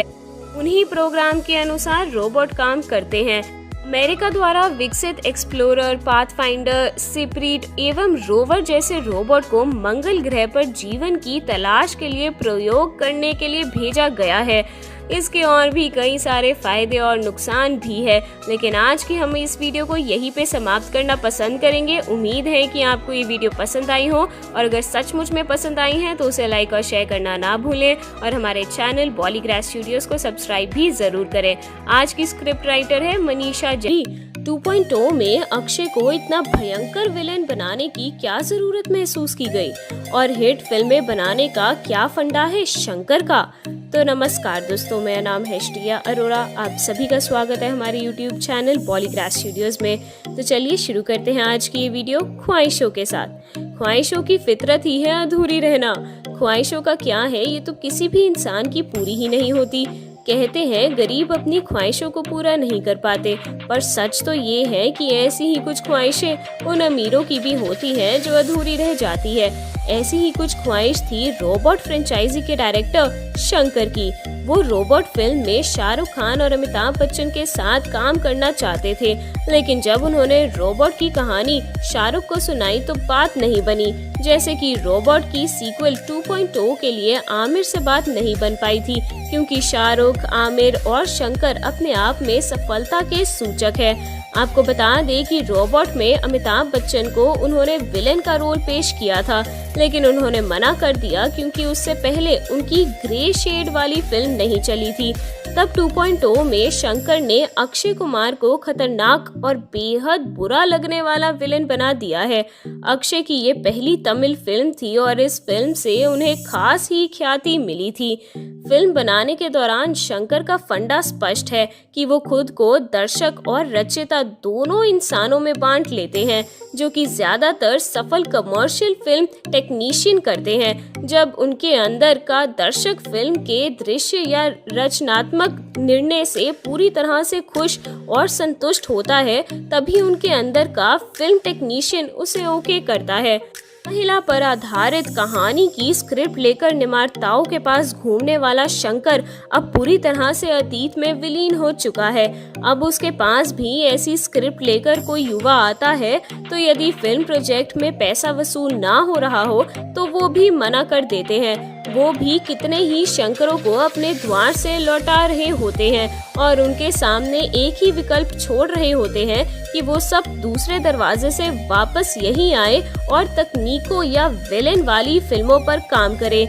ऐसी फिल्में बच्चों के बचपन का नॉस्टैल्जिया बन जाती हैं, युवा लड़के लड़कियों की फैंटेसी बन जाती है, लेकिन वयस्क होने पर अपने आसपास जो समस्याएं उन्हें दिखती हैं, उनका समाधान शंकर के विजिलेंटे नायक और उनका स्ट्रीट जस्टिस कभी नहीं कर पाते हैं। इसलिए मैंने शुरुआत में बोला था, ख्वाहिशों की फितरत है अधूरी रह जाना। खैर, रोबोट 3.0 में किसकी क्या ख्वाहिश अधूरी रहने वाली है, इसकी हमारे पास एक लंबी लिस्ट है। क्या आप जानना चाहते हो क्या है वो लिस्ट? तो हमें अपने राय कमेंट करके ज़रूर बताइए। तो आज के लिए बस इतना ही। अगर आपको हमारी ये वीडियो पसंद आई हो तो उसे लाइक और शेयर करना ना भूलें और हमारे चैनल बॉलीग्रास स्टूडियोज़ को सब्सक्राइब भी ज़रूर करें। आज की स्क्रिप्ट राइटर है मनीषा जैन। बहुत बहुत शुक्रिया आप सबका।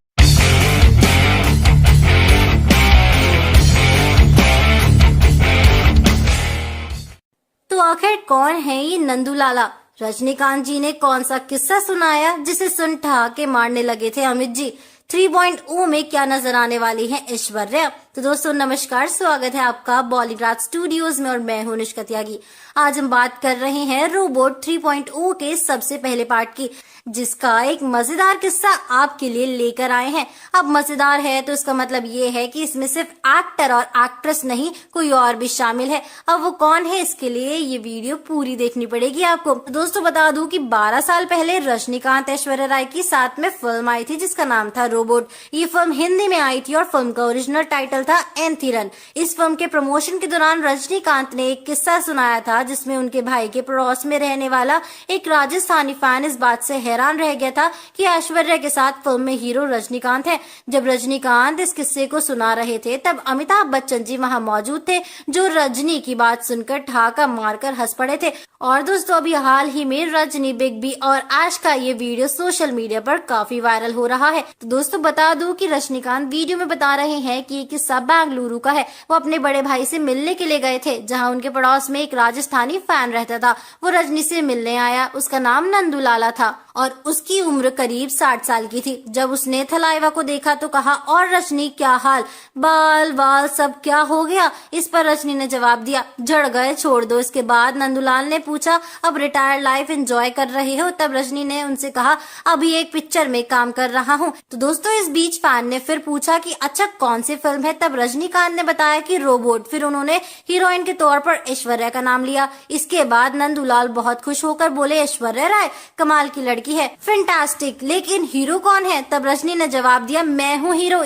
अब दोस्तों इतना सुनते ही नंदू हैरान हो गया और बोला तुम हो हीरो। इसके बाद वो वहां से चला गया। लेकिन थोड़ी देर बाद और भी मजेदार घटना हुई। नंदूलाल के बच्चे भी वहां थलाइवा से मिलने आए थे। उन्होंने कहा क्या यार पापा वो ही हीरो है। 10 मिनट तक नंदूलाल वहीं रहे लेकिन कुछ बोले नहीं, बस रजनीकांत को घूरते ही रहे। जब वो वहां से चले गए तो उनकी आवाजें आई। वो आपस में कह रहे थे क्या हो गया यार ऐश्वर्या राय। पूरे वाक्य को सुनकर वहां मौजूद बिग बी और ऐश्वर्या राय हंस पड़े थे। दोस्तों बता दूं कि रजनी ने ऐश को शुक्रिया कहते हुए कहा मेरे साथ काम करने के लिए आपका धन्यवाद। खैर अब फिर रोबोट 3.0 आ रही है। माना जा रहा है एक बार फिर ऐश्वर्या राय रजनी सर के साथ नजर आ सकती है। अब नंदूलाल आप जहां भी हैं देख लो। तो दोस्तों आपको क्या लगता है, क्या रजनी और अमित सर को नंदूलाला की बात माननी चाहिए थी? हमें कमेंट्स में अपनी राय जल्दी से। क्या इस बार अपनों से ही लड़नी पड़ेगी चिट्टी को जंग? दोस्ती वर्सेस जिद में किसकी होगी जीत? स्वागत है आपका बॉलीग्राज स्टूडियोज में। डायरेक्टर शंकर की साल 2010 में आई स्काई-फाई फिल्म रोबोट ने पूरी इंडस्ट्री को हिलाकर रख दिया था। फिल्म में हमें रजनीकांत का डबल रोल देखने को मिला था, प्लस ऐश्वर्या की खूबसूरती। फिल्म में जब जब चिट्टी एक्टिवेट होता है हमारी एक्साइटमेंट भी 7वें आसमान पर पहुंच जाती थी। इस फिल्म की सक्सेस को देखते हुए ही मेकर्स ने कहानी को आगे बढ़ाने का फैसला लिया। इस बार चिट्टी से ज्यादा विलन पर स्पॉटलाइट पड़ी। हो भी क्यों ना, अगर चिड़िया के लुक में विलन अक्षय कुमार होंगे तो। इस फिल्म को भी ठीक ठाक रिस्पॉन्स मिला, जिसके बाद इसके तीसरे भाग की मांग होने लगी। आज हम बात करने जा रहे हैं इसी रोबोट 3.0 तमिल मूवी के बारे में। मूवी के 2 पार्ट्स के बाद अब कयास इसके तीसरे पार्ट को लेकर लगाए जा रहे हैं। ऐसा माना जा रहा है कि रोबोट 3.0 जल्दी आने वाली है। तो क्या है इसकी पूरी सच्चाई और क्या होगी इसकी कहानी? चलिए इसके बारे में जानते हैं। जैसा कि हमने आपको हमारी पिछली वीडियो में बताया था कि इस बार फिल्म में हमें रजनीकांत के साथ कटरीना कैफ को भी देखने मिल सकता है और हो सकता है इस बार स्टार विलन के रूप में फ्लाइंग जेट यानी टाइगर श्रॉफ अक्षय कुमार की जगह लेंगे। आइए अब जानते हैं कि फिल्म की कहानी क्या होगी। जी हाँ, खबरों की माने तो फिल्म की कहानी पर काम शुरू हो गया है। इस बार पिछली फिल्म में चिट्टी के साथ दिखाए गए कुट्टी रोबोट पर पूरी कहानी बेस्ड होगी। हो सकता है कि इस बार चिट्टी रोबोट की फीमेल गर्लफ्रेंड आगे चलकर बुरी बन जाएगी और पूरी दुनिया को अपने बस में करना चाहेगी। फिर बाद में उसे रोकने और दुनिया को बचाने के लिए चिट्टी रोबोट को भेजा जाएगा। लेकिन फिर चिट्टी पर भी अपनी गर्लफ्रेंड का साथ देने के इल्जाम लगने लगेंगे। इतनी वफादारी दिखाने के बावजूद लोगों के अपने प्रति इस रवैये को देखकर चिट्टी का भी मन बदलने लगता है और यही कहानी का मेन सस्पेंस होगा कि चिट्टी अपने रोबोट दोस्त का साथ देता है या पूरी दुनिया को बचाता है। खैर इसके बारे में तो फिल्म देखने के बाद ही पता चलेगा।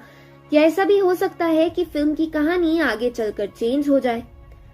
आप हमें कमेंट्स में बताइए कि आपको क्या लगता है, क्या ये कहानी फिल्म के लिए सही है या नहीं, और क्या ये कहानी फिल्म को पहली फिल्म जितना सक्सेस दिला पाएगी। और अगर आपको हमारा वीडियो पसंद आया तो इसे लाइक और शेयर जरूर करें और फिल्मी दुनिया से जुड़ी ऐसी ही खबरें जानने के लिए हमारे चैनल को सब्सक्राइब भी करें।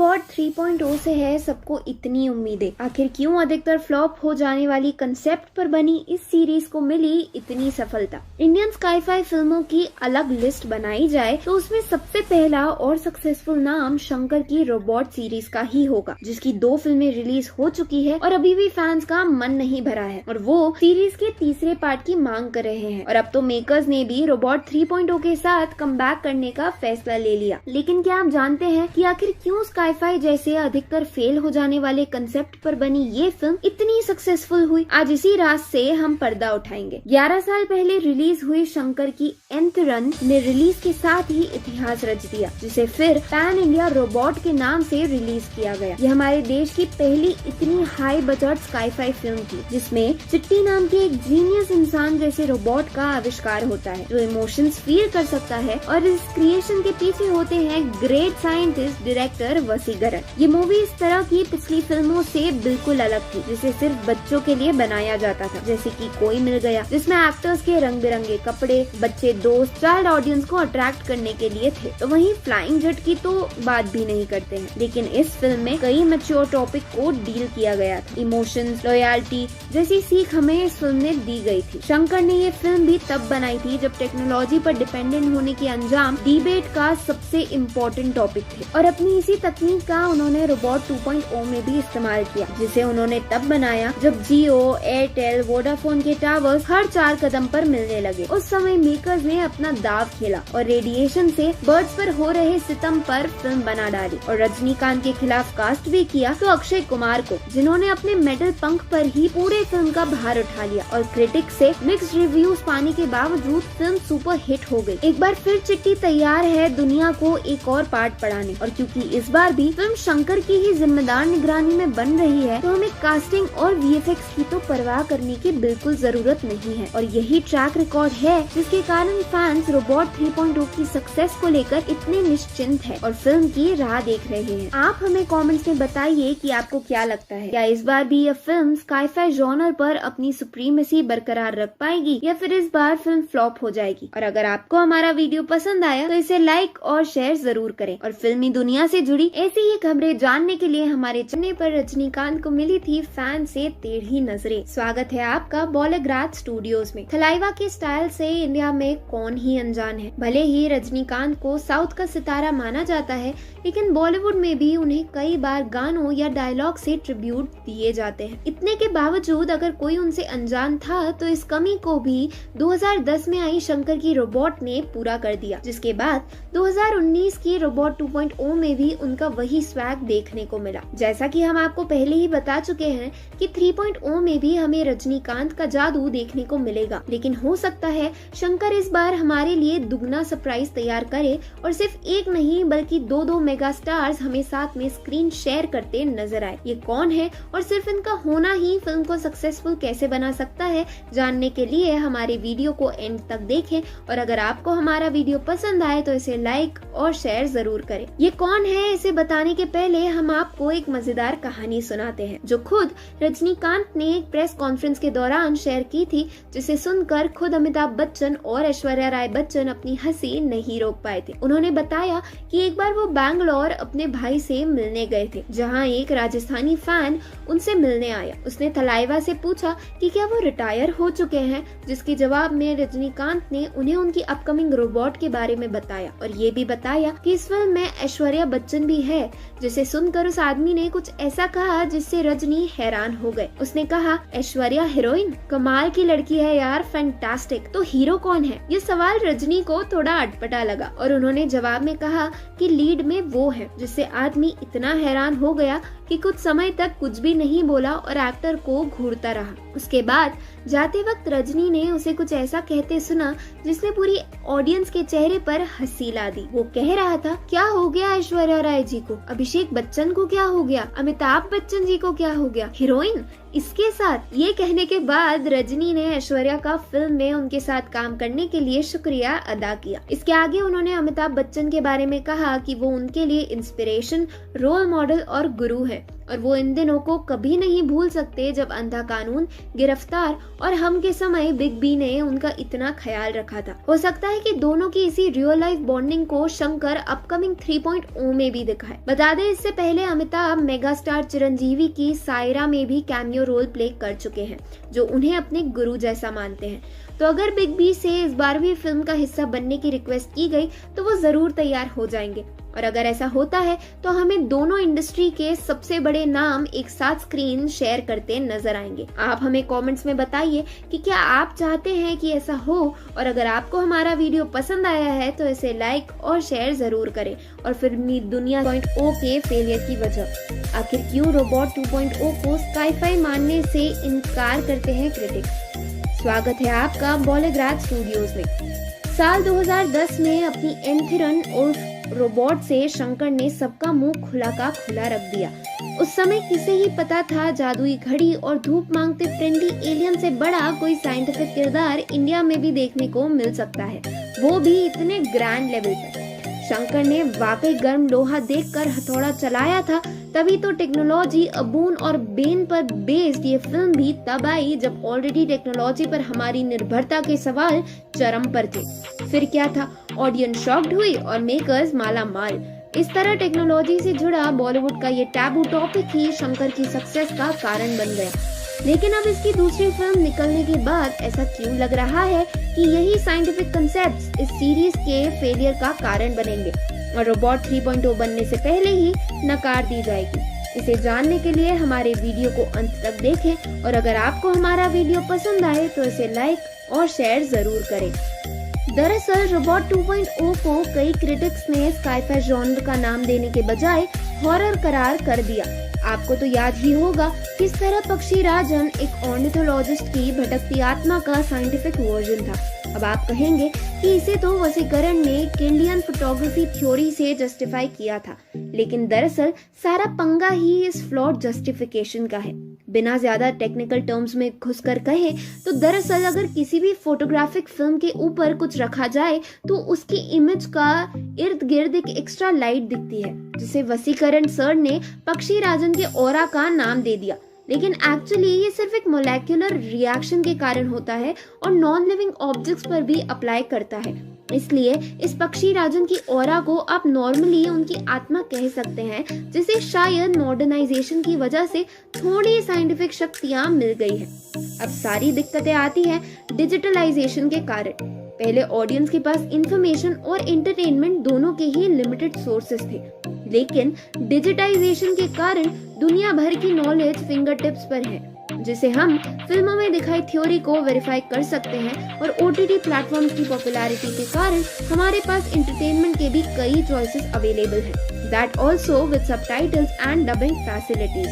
तो अगर हमें कोई फिल्म पसंद नहीं भी आती तो हमारे पास उस तरह की हजारों फिल्में उपलब्ध हैं और हम उसी प्रोजेक्ट को देखने के लिए ऑब्लिगेटेड नहीं हैं। यही कारण है कि जिस टेक्नोलॉजी के कारण रोबोट सीरीज हिट हुई है, अब वही टेक्नोलॉजी सीरीज पर सबसे बड़ा खतरा बन चुकी है। 2.0 तो अक्षय की एंट्री और पिछली फिल्म की गुडविल के बदौलत चल गई, लेकिन अगर शंकर ने 3.0 में इन डिटेलिंग पर काम नहीं किया तो शायद देश में इस फिल्म का जो रुतबा है वो ज्यादा समय तक नहीं रह सकेगा। आप हमें कमेंट्स में बताइए कि क्या आपको लगता है कि रोबोट 3.0 बन पाएगी और अपनी पिछली सक्सेस के किस्से दोहरा पाएगी, या फिर 2.0 ही इस सीरीज का एंड होगा। और अगर आपको हमारा वीडियो पसंद आया है तो इसे लाइक और शेयर जरूर करें। और 3.0 क्या शंकर ने रोबोट उफ एंथिरन की कहानी चुराई थी? स्वागत है आपका बॉलीग्राज स्टूडियोज में। रोबोट और रोबोट 2.0 की सक्सेस के बाद अब हर जगह रोबोट 3.0 के चर्चे हैं कि ये फिल्म बनेगी या नहीं, इसकी कहानी क्या होगी, कास्टिंग क्या होगी, फिल्म चलेगी या नहीं। लेकिन इन सबसे बिल्कुल अलग निर्देशक शंकर तो कुछ और ही डर सता रहा होगा कि फिल्म बन पाएगी भी या नहीं, या फिर कानूनी फंदों में अटक कर इस सुपरहिट स्काई-फाई सीरीज का 2 फिल्मों के साथ ही दी एंड हो जाएगा। आप सोच रहे होंगे कि आखिर लॉ फिल्म के बनने के आड़े क्यों आएगा, तो ये पूरी कहानी आज हम आपको इस वीडियो में बताएंगे। तो इसे जानने के लिए हमारी वीडियो को अंत तक देखें और अगर आपको हमारा वीडियो पसंद आए तो इसे लाइक और शेयर जरूर करें। दरअसल डायरेक्टर शंकर पर सीरीज की पहली फिल्म रोबोट उफ एंथिरन की कहानी चुराने के इल्जाम लगाए गए हैं। राइटर अरूर तमिलनाडन ने इल्जाम लगाया है कि एंथिरन की कहानी उनकी एक शॉर्ट स्टोरी से चुराई गई है, जिसका नाम है जिगुबा। अरूर के मुताबिक ये कहानी उनकी है जो 1996 में तमिल मैगजीन इनिया उदयम में पब्लिश हुई थी। इसके बाद इसे थिक थिक दीपिका नाम का एक नॉवेल बनाकर साल 2007 में फिर पब्लिश किया गया। 2010 में जब एंथिरन हुई तो अरूर को लगा कि ये उनकी कहानी जिगुबा की कॉपी है। और जैसा कि आप जानते ही हैं कि रोबोट उस साल की सबसे ज्यादा कमाई करने वाली इंडियन फिल्म थी, तो अरूर ने केस फाइल किया और कहा कि मेकर्स ने उनके आइडिया से करोड़ों का मुनाफा बनाया और कॉपीराइट एक्ट का भी उल्लंघन किया है।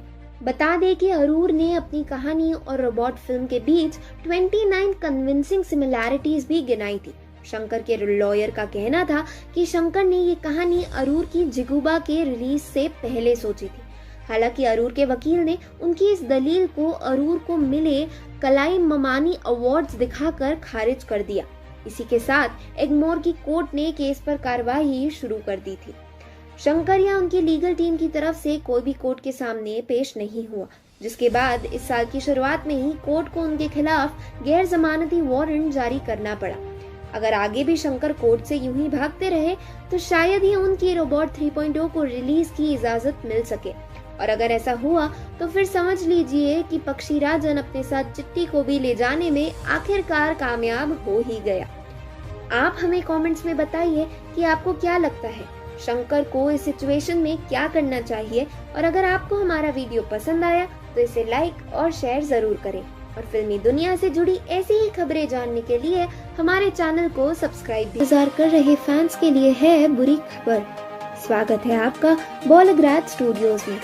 लगता है एन किरण उर्फ रोबोट के डायरेक्टर को भी एक हमशक्ल रोबोट की जरूरत है जो उनकी जगह कोर्ट में हाजिरी लगवाए। इससे पहले हमने आपको शंकर पर लगे कॉपीराइट चुराने के इल्जाम के बारे में बताया था, जिसे नजरअंदाज करने की वजह से उनके नाम नॉन बेलेबल वारंट भी जारी हो चुका है। अब एक बार फिर शंकर कानूनी मामलों के चंगुल में फंस गए हैं, और बुरी खबर यह है कि इस केस के कारण रोबोट 3.0 की मेकिंग इन्फिनिटी के लिए टल सकती है। ये केस किस बारे में है और इससे अपकमिंग रोबोट फिल्म का क्या रिलेशन है, जानने के लिए हमारे वीडियो को अंत तक देखें, और अगर आपको हमारा वीडियो पसंद आए तो इसे लाइक और शेयर जरूर करें। दरअसल इस केस का सीधा कनेक्शन है शंकर की सुपरहिट फिल्म इंडियन के अपकमिंग सीक्वल से, जिसमें Kamal Haasan lead role play करने वाले हैं। दरअसल ये फिल्म काफी समय से अवेटेड है, और लाइका प्रोडक्शंस ने इस देरी का टोकरा शंकर के कंधे डाल दिया और कोर्ट में शंकर के अपकमिंग फिल्म्स पर तब तक बैन लगाने की मांग की है जब तक कि वो इंडियन 2 कंप्लीट नहीं कर लेते।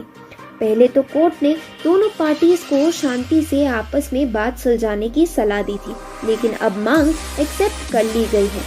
बता दें कि शंकर के पास अब ऑलरेडी अभी 2 फिल्म्स हैं जो इस बैन के कारण टल जाएंगी। ऐसे में रोबोट 3.0 कब शुरू होगी और कब बनकर तैयार हो पाएगी कुछ नहीं कह सकते। हालांकि उम्मीद की एक किरण दिखी है। शंकर ने भी कोर्ट में पिटीशन देते हुए कहा है कि इस देरी के वो जिम्मेदार नहीं है। पहले कमल हसन को मेकअप एलर्जी हो गई, उसके बाद सेट पर एक हादसा हो गया जिसके कारण 3 क्रू मेंबर्स की मौत हो गई, और उसके बाद कोरोना केसेस और लॉकडाउन रिस्ट्रिक्शंस के कारण फिल्म टलती चली गई। इसलिए इस देरी या लॉस में उनकी कोई रिस्पॉन्सिबिलिटी नहीं है। इस पिटीशन के बाद कोर्ट ने केस की नई तारीख दी है। अब इस केस का फैसला क्या होगा, उसी से रोबोट 3.0 की किस्मत तय होगी। लगता है भले ही रोबोट फिल्म विलन चिट्टी और पक्षी राजन के गुस्से से बच गई, लेकिन लॉ के सामने इसे भी घुटने टेकने पड़ेंगे।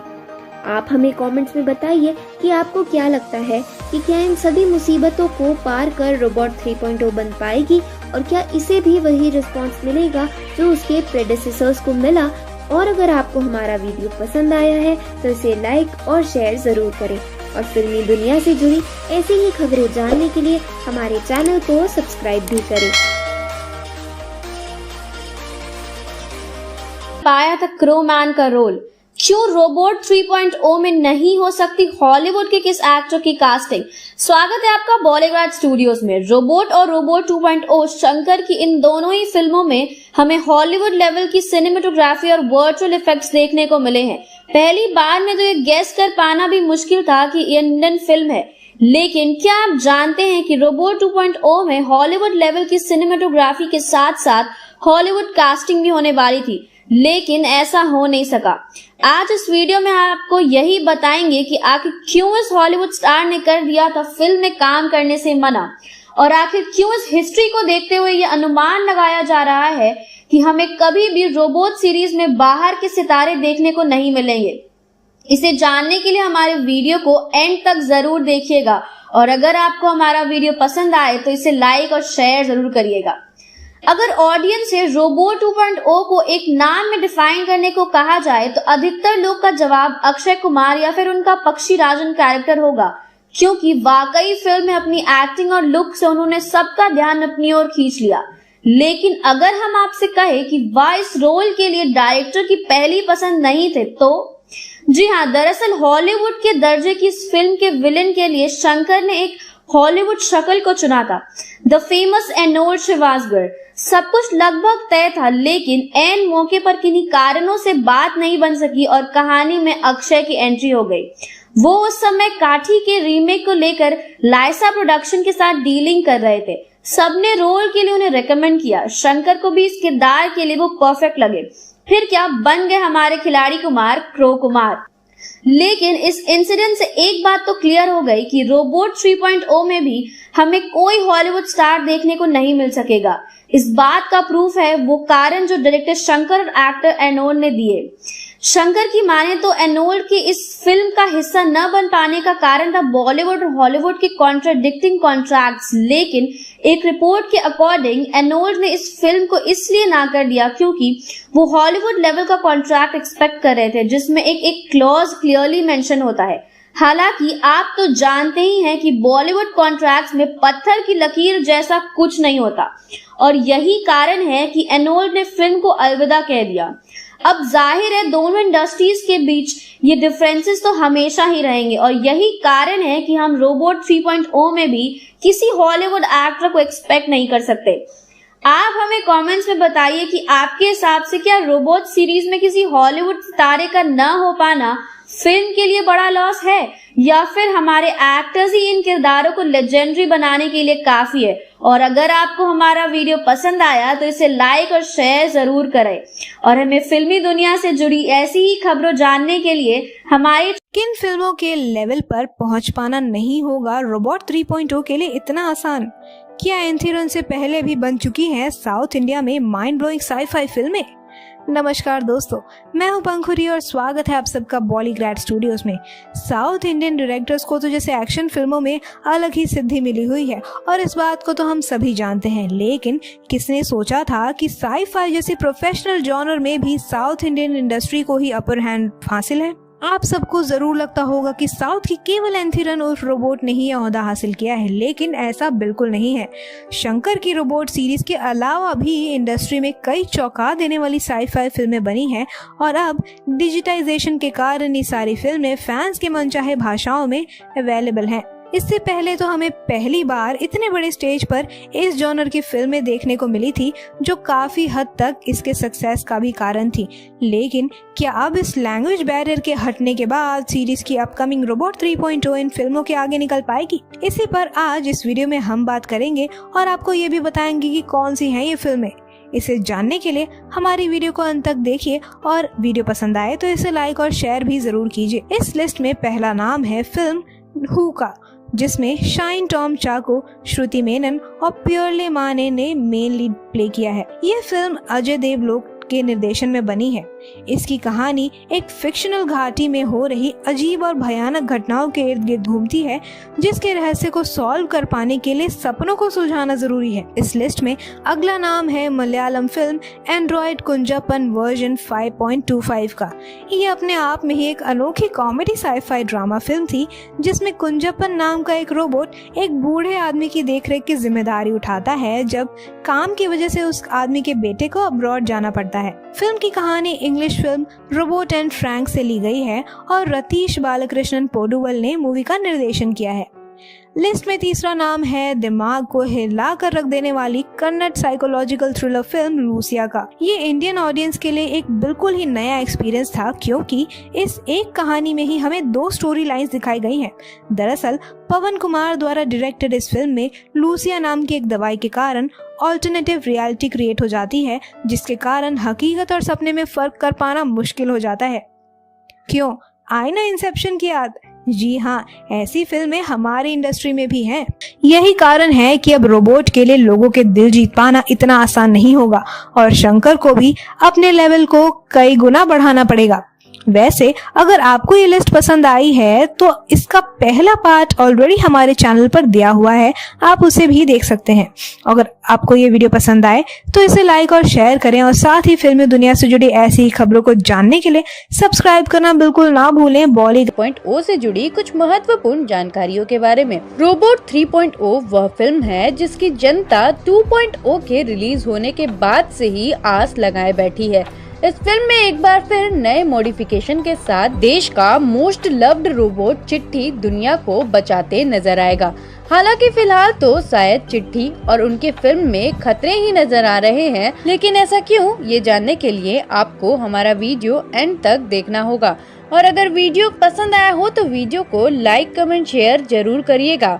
हम अपनी पिछली वीडियोस में आपको पहले ही बता चुके हैं कि किस तरह से इस सुपरहिट साइंस फिक्शन सीरीज के डायरेक्टर शंकर एक नहीं बल्कि कई केसेस से जूझ रहे हैं। एक तो राइटर अरुण के साथ उनका प्लेगरिज्म केस, जिसमें उन पर राइटर की स्टोरी चुराकर प्रॉफिट्स कमाने के इल्जाम लगे हैं, और दूसरा है लाइका प्रोडक्शन के साथ उनका all other film band cases, जिसके अकॉर्डिंग लाइका प्रोडक्शन के हिसाब से उनकी अपकमिंग फिल्म इंडियन 2 फिल्म के बनने में देरी की वजह से शंकर है, इसलिए वो चाहते हैं कि जब तक शंकर यह फिल्म को खत्म ना करे तब तक वह किसी भी और फिल्म में काम ना करे।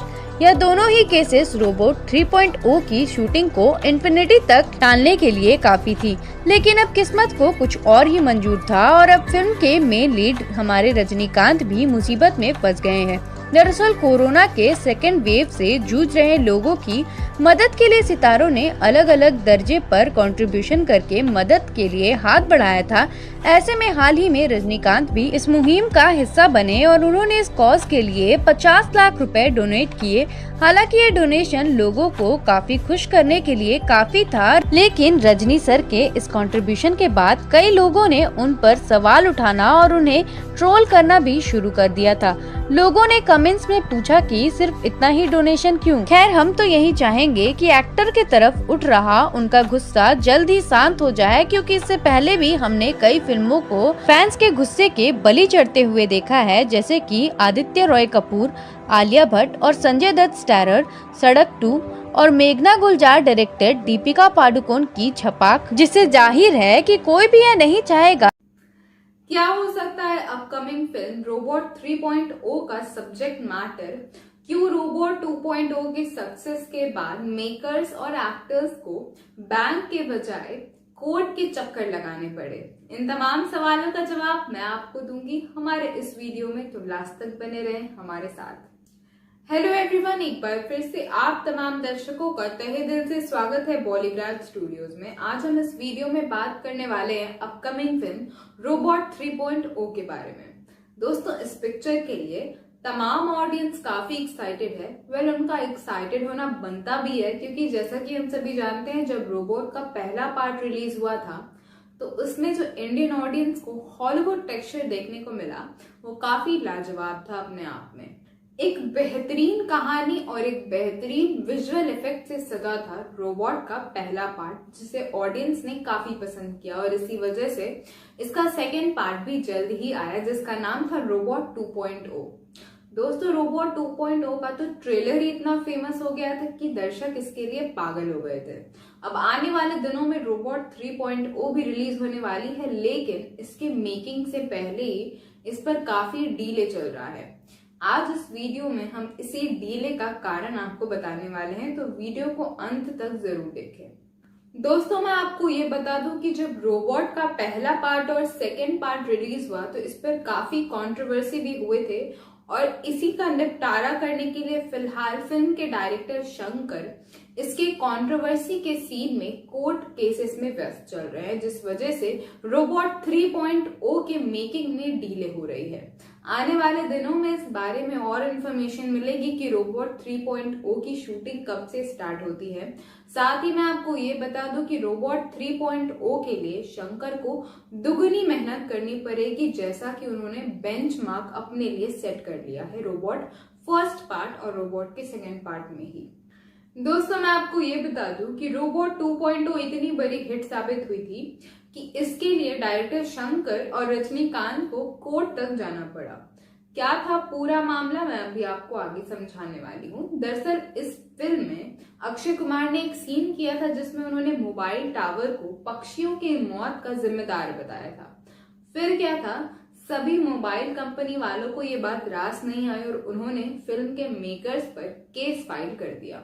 Cellular operator of association of India ने एक ओपन लेटर लिखा इंडियन मिनिस्ट्री को, ये कहते हुए कि इस फिल्म में एंटी साइंटिफिक चीजों को प्रमोट किया गया है वेल दोस्तों, इसके बाद फिल्म पर काफी कंट्रोवर्सी भी हुई और फिल्म पर केस फाइल भी हुआ। लेकिन लास्ट में क्या हुआ, रोबोट 2.0 रिलीज हुआ, साथ ही बॉक्स ऑफिस पर तो इस पिक्चर ने कमाल किया ही, इसी के साथ क्रिटिक्स और ऑडियंस को भी काफी पसंद आई। इसी के साथ प्रोवाइडर्स को भी कोई नुकसान नहीं हुआ, क्योंकि जायज सी बात है, अब एक पिक्चर के लिए कोई फोन जैसी जरूरतमंद चीज थोड़ी बॉयकॉट कर सकता है, वो भी आजकल की दुनिया में जब फोन्स हमारे लिए बहुत इंपॉर्टेंट है। दोस्तों, इसी वजह से फिलहाल रोबोट 3.0 के मेकिंग में डीले चल रही है, क्योंकि फिल्म के डायरेक्टर साथ ही रजनीकांत भी कोर्ट केसेस में व्यस्त हैं। इसी के साथ फिल्म के डायरेक्टर शंकर का कहना है कि वो रोबोट 3.0 के लिए उन्हीं टॉपिक्स पर फिल्म बनाना चाहते हैं जो एग्जिस्ट ही नहीं। लाइवा, क्या अभी भी रोबोट 3.0 का हिस्सा बनेंगे रजनी? स्वागत करते हैं आप जुड़ी। क्यों फिर से गिरा डायरेक्टर शंकर पर दुखों का पहाड़? क्यों इस साल रोबोट 3.0 का नहीं बनना है माना जा रहा फिल्म के फेवर में? मैं प्रियंका आप सभी का स्वागत करती हूं बॉलीग्रेड स्टूडियोज में। शंकर बॉलीवुड और टॉलीवुड इंडस्ट्री का बड़ा नाम है, वो शख्सियत जिसके भले ही नाम से आप वाकिफ ना हो, लेकिन उनके काम को इंडिया का बच्चा बच्चा पहचानता है। और ये नाम वर्ल्ड लेवल पर गूंजने लगा जब शंकर ने अपनी रोबोट उर्फ इम्तियान लोगों के सामने पेश की, इंडिया की पहली big budget science fiction film. उसके बाद फिल्म के सीक्वल ने भी बॉक्स ऑफिस पर सुनामी ला दी और अब इसके टीजर पार्ट के भी इंतजार फैंस बेसब्री से कर रहे हैं, जिसका हिंट खुद डायरेक्टर ने दिया था 2.0 की प्रेस कॉन्फ्रेंस में, जिसमें उन्होंने बताया था कि उनके पास इसके लिए आइडिया जरूर है और अगर इस आइडिया को एक कहानी मिल गई तो रोबोट 3.0 जल्द आएगी। जैसा कि आप जानते ही हैं, ये साल नायक इंडियन रोबोट सीरीज जैसी बड़ी बड़ी फिल्में बनाने वाले शंकर के लिए कुछ खास अच्छा नहीं है। उनके नाम पर वेलेबल वारंट जारी कर दिया गया। फिर लाइका प्रोडक्शंस ने भी शंकर पर अपने नुकसान का इल्जाम लगाते हुए उनकी सभी अपकमिंग फिल्मों पर रोक लगाने की मांग की और कुछ ही दिनों पहले उनके क्लोज फ्रेंड डायरेक्टर थमीरा की भी कोरोना के कारण डेथ हो गई। हाल ही में उनकी मां एस मुतलकश्मी की मौत हो गई। वो 88 साल की थी और उम्र की तकलीफों से ही उनका देहांत हुआ। कल डायरेक्टर्स और एक्टर्स ने ट्वीट कर इस खबर पर शंकर के साथ सहानुभूति जताई। शंकर पर टूटे इसी मुसीबतों के पहाड़ को चलते देख उनके डाई हार्ड फैंस को रोबोट 3.0 की अनाउंसमेंट का वेट कर रहे थे, खुद ही फिल्म के डिले को सपोर्ट करने लगे। ऐसा करने के दो कारण थे। पहला, जो डायरेक्टर की मेंटल हेल्थ को शायद अभी किसी नए आइडिया की इज्जत करने की कैपेबल नहीं है, और दूसरा कारण है इस साल उनके हिस्से में आई बुरी किस्मत, जिसके कारण 2021 की शुरुआत से ही शंकर क्या अपने ही द्वारा सेट किए गए मार्ग को रोबोट 3.0 से पार करा पाएंगे शंकर? इन तमाम सवालों का जवाब मैं आपको दूंगी हमारे इस वीडियो में, तो लास्ट तक बने रहें हमारे साथ। हेलो एवरीवन, एक बार फिर से आप तमाम दर्शकों का तहे दिल से स्वागत है बॉलीग्रेड स्टूडियोज में। दोस्तों, आज हम इस वीडियो में बात करने वाले हैं रोबोट 3.0 के बारे में। जी हाँ दोस्तों, मैं आपको ये बता दूं, ऑडियंस रोबोट 2.0 से भी पहले से रोबोट 3.0 का इंतजार कर रही है। जी हाँ, जब रोबोट 2.0 का प्रमोशन चल रहा था तो उस दौरान प्रेस कॉन्फ्रेंस के टाइम पर डायरेक्टर शंकर ने इस बारे में जानकारी दी कि उनके मन में ऑलरेडी रोबोट 3.0 के लिए काफी आइडियाज हैं, बस उनको आने वाले दिनों में इम्प्लीमेंट करने की देरी है। अब आने वाले दिनों में रोबोट 3.0 भी जल्द ही बनने वाली है, तो जायज सी बात है दर्शक इसके लिए एक्साइटेड तो होंगे ही। दोस्तों, हर डायरेक्टर की एक ख्वाहिश जरूर होती है कि उनके बनाए गए पिक्चर से ऑडियंस उनको याद करे। अब अगर हम देवदास की चर्चा करें या फिर हम दिल दे चुके सनम, तो हमारे मन में एक नाम आता है, वो है संजय लीला भंसाली, क्योंकि इस पिक्चर को डायरेक्ट किया था उन्होंने ही। अगर हम बाहुबली के बारे में सोचते हैं तो हम राजमौली को याद करते हैं। ठीक उसी तरह हमारे मन में जब भी रोबोट का ख्याल आता है तो हम डायरेक्टर शंकर को याद करते हैं। आपको बता दूं, शंकर साउथ के तो एक फेमस डायरेक्टर हैं ही, साथ ही उन्होंने बॉलीवुड के भी कई फिल्मों में अपना हाथ बढ़ाया है। आज हम इस वीडियो में उन्हीं फिल्मों के बारे में कुछ खास चर्चा करने वाले हैं, तो इस वीडियो को अंत तक जरूर देखें। शुरुआत करते हैं अनिल कपूर की one of the most iconic फिल्मों में से एक नायक से। जी हाँ, इस फिल्म में अनिल कपूर ने एक दिन के चीफ मिनिस्टर का किरदार निभाया था। आप सभी ने ये फिल्म तो देखी ही होगी। दोस्तों, इस फिल्म में परेश रावल, रानी मुखर्जी और साथ ही हमारे कुछ तो गड़बड़ है दया वाले एसीपी प्रद्युमन भी दिखाई दिए थे। इंटरेस्टिंग बात यह है कि नायक को डायरेक्ट किया था शंकर ने। जी हाँ, जैसा कि मैंने आपको पहले ही बताया, शंकर ने ना सिर्फ साउथ की फिल्मों को बल्कि कई बॉलीवुड की फिल्मों को भी डायरेक्ट किया है। नायक पिक्चर तो कितनी पॉपुलर हुई थी ये हम सभी को पता है। वक्त बदल गया लेकिन लोग आज भी नायक फिल्म को देखना पसंद करते हैं।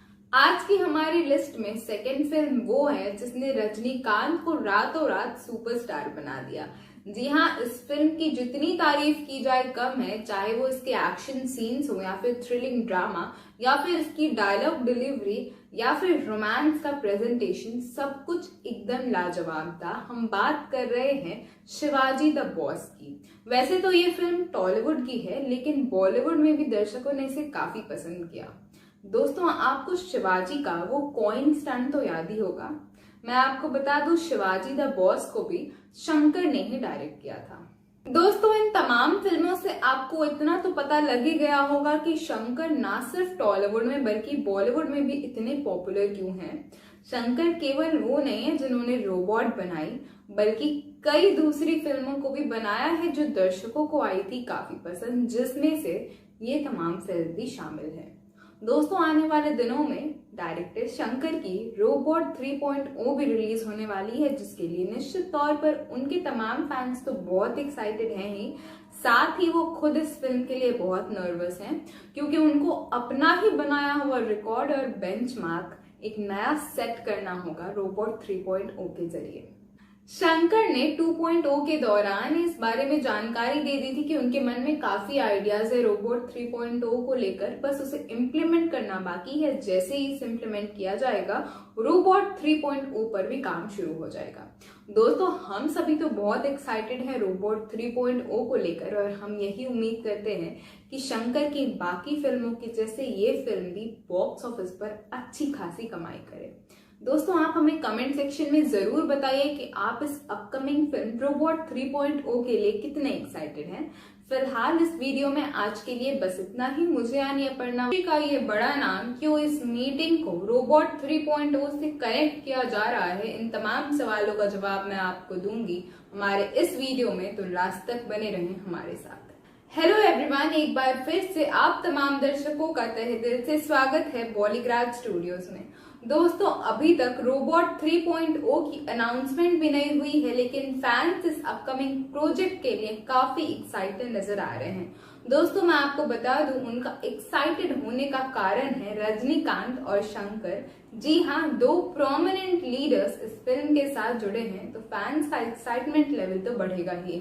दोस्तों, रजनीकांत फिल्म इंडस्ट्री का ऐसा नाम है जिन्होंने ना सिर्फ साउथ की इंडस्ट्री में बल्कि पूरे देश में अपना एक अलग पहचान, अपना एक अलग रुतबा बनाया है फैंस के बीच। लोग उन्हें भगवान के जैसे पूजते हैं। तो वहीं दूसरी तरफ अगर बात करें डायरेक्टर शंकर की, तो उन्होंने फिल्म इंडस्ट्री को बताया कि साइंटिफिक फिल्म का मतलब क्या होता है। वेल दोस्तों, इन दोनों की जोड़ी को अगर एक पिक्चर के लिए साथ ले आया जाए तो कैसा होगा।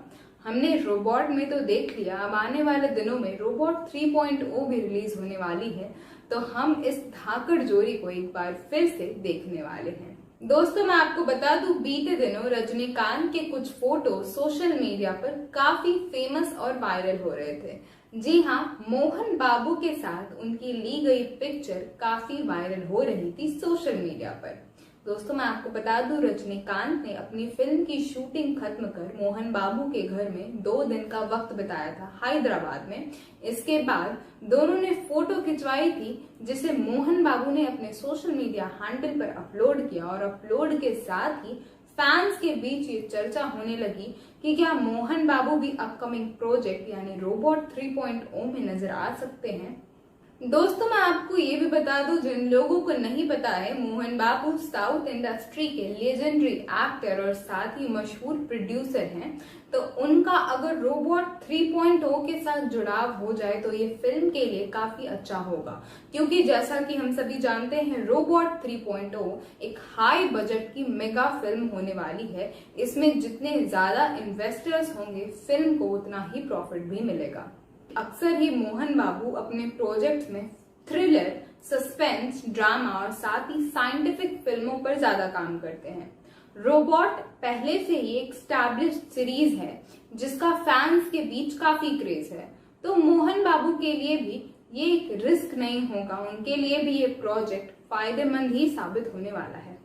अब मोहन बाबू फिल्म से जुड़ते हैं या नहीं ये तो हमें आने वाले दिनों में ही पता चलेगा, जब फिल्म की ऑफिशियल यूनिट इस बारे में अपनी अनाउंसमेंट करेगी। दोस्तों आप हमें कमेंट सेक्शन में जरूर बताइए कि आप रोबोट 3.0 के लिए कितने एक्साइटेड हैं। फिलहाल इस वीडियो में आज के लिए बस इतना ही। मुझे यानी अपर्णा वत्स को दीजिए इजाजत। अगर ये वीडियो पसंद आई हो तो इसे लाइक और शेयर करना बिल्कुल। एक्सपीरियंस को रोबोट 3.0 में अपनी ताकत बना पाएंगे डायरेक्टर शंकर। नमस्कार दोस्तों, मैं हूं पंखुरी और स्वागत है आप सबका बॉलीग्रैड स्टूडियोज में। रोबोट 3.0 वो फिल्म है जिसकी सिर्फ अनाउंसमेंट ही सभी अपकमिंग फिल्म्स को टक्कर देने के लिए काफी है, क्योंकि इस फिल्म को ऑलरेडी रोबोट सीरीज की सक्सेस का सहारा है और सेलिंग पॉइंट के तौर पर सुपरहिट फिल्मों के डायरेक्टर शंकर और सुपरस्टार थलाइवा तो है ही। लेकिन इसके बावजूद भी अपकमिंग रोबोट 3.0 में शंकर को किस पॉइंट पर फोकस करने की जरूरत है और हम इस फैक्टर को लेकर इतने श्योर कैसे हैं, जानने के लिए हमारी वीडियो को अंत तक देखते रहिए। और अगर आपको हमारा ये वीडियो पसंद आए तो इसे लाइक और शेयर भी जरूर कीजिए। भले ही 2.0 ने रोबोट से ज्यादा कमाई की थी, लेकिन इस बात को कोई नहीं नकार सकता कि पहली फिल्म को ज्यादा अप्रिसिएशन मिली थी। इसीलिए बेहतर यही होगा कि शंकर अपनी पहली फिल्म रोबोट से सीख ले। अब पहली फिल्म में ऐसा क्या है, ये जानने के लिए हमने लोगों से फर्स्ट रोबोट के उनके फेवरेट सीन्स के बारे में बताने के लिए कहा। तो आज इन्हीं को डिस्कस करेंगे हम और जानेंगे फिल्म की सफलता का रहस्य और उठाएंगे इस पर से पर्दा। सबसे ज्यादा वोट्स तो जाहिर सी बात है फिल्म के क्लाइमैक्स को मिले, जिसमें शंकर ने कमाल के वीएफएक्स यूज करके दर्शकों को हैरान ही कर दिया। उसके बाद रजनीकांत की एक्टिंग ने सबको रोने के लिए मजबूर कर दिया। दूसरे नंबर पर आता है रोबोट का किया हुआ पहला काम, जिसमें वो एक बिल्डिंग से लड़की को बचाता है। हालांकि शर्म के कारण लड़की सुसाइड कर लेती है और ये अपलॉज का सीन ट्रेजेडी में बदल जाता है। इसके बाद वो सीन जब चिट्टी वापस जिंदा होकर सना को मंडप से भगाने आता है। उस समय भले ही सना के लिए हमें बुरा लग रहा था, लेकिन चिट्टी का स्वैग उस समय अलग ही होता है। और सबसे स्पेशल बात कि इस फिल्म में ऐसी कोई भी साइंटिफिक थ्योरी नहीं यूज की गई है जिसे कोई कॉन्ट्रडिक्ट कर सके। इस तरह शंकर ने इस फिल्म का कई मसालों के मिक्सचर को बैलेंस रखते हुए इतना अच्छा प्रोडक्ट तैयार किया। साइंस से लेकर थ्रिलर तक, रोमांस से लेकर एक्शन तक फिल्म में सब देखने को मिला। सबसे बड़ी बात, फिल्म में एक बिलीवेबल कहानी थी और फिल्म के किरदार से शुरुआत करने वाला ये सितारा बना देश का सबसे पॉपुलर सुपर हीरो। क्यों रजनीकांत के जीवन में खास जगह रखती है रोबोट सीरीज। स्वागत है आपका बॉलीग्रैड स्टूडियोज में। रोबोट का वो सीन तो आपको याद ही होगा जब रोबोट आग लगी बिल्डिंग से सबको बचाता है, या फिर जब वो सना को गुंडों से बचाता है। उस समय सबके दिलों में एक ही बात आई थी कि काश हमारे पास भी चिट्टी होता। उसके बाद रोबोट 2.0 में भी हमारे इस एआई सुपर हीरो ने पक्षी राजन से दुनिया को बचाया, और अब फिर एक बार रोबोट 3.0 में चिट्टी अपनी यही ड्यूटी निभाने लौटने वाला है। इस बात से तो कोई इनकार नहीं कर सकता कि रजनीकांत का ये किरदार इंडिया का मोस्ट फेवरेट सुपर हीरो है, जो बच्चों से लेकर बूढ़ों तक सबके दिलों को लुभाता है। इस सुपर हीरो की कहानी तो हमें पता है, लेकिन इसके चेहरे यानी रजनीकांत सर की कहानी क्या है, वो इतने बड़े स्टार कैसे बने, इसे जानने के लिए हमारी वीडियो को एंड तक देखिएगा। और अगर आपको हमारा वीडियो पसंद आए तो इसे लाइक और शेयर जरूर करिएगा। अपनी पिछली वीडियो में हमने आपको रजनी सर के अंदर ये एक्टिंग का कीड़ा आया कैसे, ये कहानी बताई थी। आज हम बताएंगे कि एक डेब्यू एक्टर पूरे एशिया के सबसे ज्यादा कमाई करने वाले एक्टर की लिस्ट में कैसे शामिल हो गए। जैसा कि हमने आपको बताया था कि बालचंदर ने रजनी सर को अपनी फिल्म ऑफर की, मानो उन्होंने फॉर्च्यून टेलिंग सीख रखी हो, क्योंकि उन्होंने उसी समय कह दिया था कि इस लड़के की आंखों में आग है, देखना एक दिन ये तमिलनाडु में तूफान लाएगा। उनके करियर की शुरुआत एंटी हीरो रोल से हुई और फिर वो डायरेक्टर्स के बीच विलेन के किरदार के लिए ही पॉपुलर हो गए। इसके बाद उन्होंने कुछ नया आजमाने की सोची और अरेले रुंतु अरबत्तु वरई फिल्म में वो एक ऐसे हीरो बने जो अपने भाइयों के लिए सब कुछ छोड़ देता है। उन्हें लगा था कि एक विलेन का इमोशनल हीरो बनना ऑडियंस को पसंद नहीं आएगा, लेकिन ये फिल्म हिट हुई और रजनीकांत फैंस के बीच काफी पॉपुलर हो गए। इसी बीच डायरेक्टर जे महेंद्रन की फिल्म मुल्लुम मलरुम आई, जिसने रजनीकांत को पूरी तरह एक एक्टर के तौर पे इस्टेब्लिश कर दिया। एक एक्टर के रूप में रजनीकांत की सबसे बड़ी खासियत है कि उनका स्टाइल, सेंस ऑफ ह्यूमर और उनकी शानदार कॉमिक टाइमिंग। जिस तरह अमिताभ बच्चन अपने शराबी एक्ट के लिए मशहूर हैं, वैसे ही रजनीकांत अपनी सिग्नेचर स्टाइल के लिए मशहूर है, जिसे वो कई बार दोहराते भी हैं। उनका ये स्टाइल हमें रोबोट में भी देखने को मिलता है, बस थोड़े रोबोटिक अंदाज में। एक बार फिर रोबोट 3.0 में वो दर्शकों का ये फेवरेट किरदार निभाने के लिए तैयार है। विलन, हीरो, सेवियर, अपने सारे रूप तो ये रोबोट पहले ही दिखा चुका है। अब ये देखना दिलचस्प होगा कि रोबोट 3.0 में हमें इस मनचले रोबोट के कौन से नए अंदाज देखने को मिलते हैं।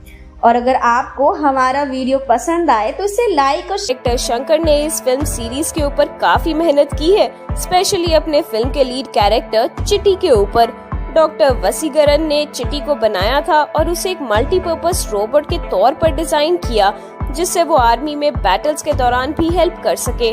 रोबोट फिल्म में चिट्टी जब भी किसी के भी सामने खुद को इंट्रोड्यूस करता था तो वो हमेशा एक ही चीज कहता था कि हाय, आई एम चिट्टी, स्पीड 1 टेराहर्ट्ज, मेमोरी 1 ज़ेटाबाइट। ये एक बहुत ही छोटी डिटेल दी गई है डायरेक्टर शंकर द्वारा, लेकिन बहुत ही ज्यादा महत्वपूर्ण भी है, क्योंकि ये एक बहुत ही गहरी और वेल स्टडीड डिटेल दी गई है इस चीज के अंदर।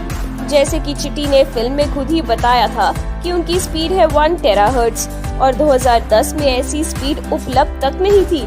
इस चीज को डायरेक्टर शंकर ने काफी स्टडीज के बाद इस फिल्म में ऐड किया था। 1 टेराहर्ट्ज स्पीड आज के जमाने में 5G स्पीड से भी 10 गुना ज्यादा तेज स्पीड है। तो अब आप खुद ही अंदाजा लगा सकते हैं कि जिस वक्त 3G स्पीड भी बहुत बड़ी बात हुआ करती थी, उस समय में इतनी शानदार डिटेलिंग के लिए डायरेक्टर शंकर की काफी तारीफ करनी चाहिए। 1 टेराहर्ट्ज की कम्युनिकेशन स्पीड होती है 105 गीगाबिट्स पर सेकेंड, वो भी 290 गीगाहर्ट्ज से लेकर 315 गीगाहर्ट्ज की फ्रीक्वेंसी के साथ, जो कि एक बहुत ही तेज रफ्तार है। जैसे कि ऊपर ही बताया कि 5G से भी 10 गुना ज्यादा तेज इंटरनेट स्पीड है 1 टेराहर्ट्ज, और उस स्पीड से चिट्टी के अंदर का नेटवर्क काम करता था, जिस वजह से वो मल्टीटास्किंग में एक एक्सपर्ट रोबोट था। वही चिट्टी की मेमोरी है 1 ज़ेटाबाइट, जिसकी स्टोरेज कैपेसिटी है 10⁻21 बाइट्स, और आगे भी एक बाइट में 8 बिट्स होते हैं, जिससे ये साफ जाहिर होता है कि चिट्टी के पास ना सिर्फ बहुत तेज इंटरनेट स्पीड थी, लेकिन साथ ही साथ बहुत ही ज्यादा स्टोरेज कैपेसिटी भी थी, जिस वजह से वो एक चलता फिरता सुपर कंप्यूटर था, और वसीकरण की ये एक नायाब इन्वेंशन भी। तो आपके चिट्टी रोबोट के बारे में और रोबोटिक कंसेप्ट के बारे में क्या विचार है, हमें कमेंट करके जरूर बताइएगा। तो इसी के साथ खत्म करते हैं ये सिलसिला कहने का कुछ अनकहा और सुनाने का कुछ अनसुना। अब अगर आपको हमारी आज की ये वीडियो पसंद आई हो तो उसे लाइक और अपने दोस्तों के साथ शेयर करना बिल्कुल ना भूलें। हम जल्द ही लौटेंगे एक नई वीडियो और नई अपडेट के साथ। तब तक के लिए सब्सक्राइब कर लीजिए हमारे YouTube चैनल बॉलीग्राज स्टूडियोज को। तो ह्यूमन लुक देने में सबसे बड़ा हाथ जाता है इस मूवी के पीछे काम कर रहे बिहाइंड द कैमरा यानी कि कॉस्ट्यूम डिजाइनर्स की। अगर हम बात करें मूवी के इतने हिट होने की, तो सभी लोगों का इस बात में एक्साइटमेंट लेवल बहुत ज़्यादा बढ़ जाता है कि क्या होगा इस बार इन ह्यूमन लुकिंग कैरेक्टर्स का कॉस्ट्यूम।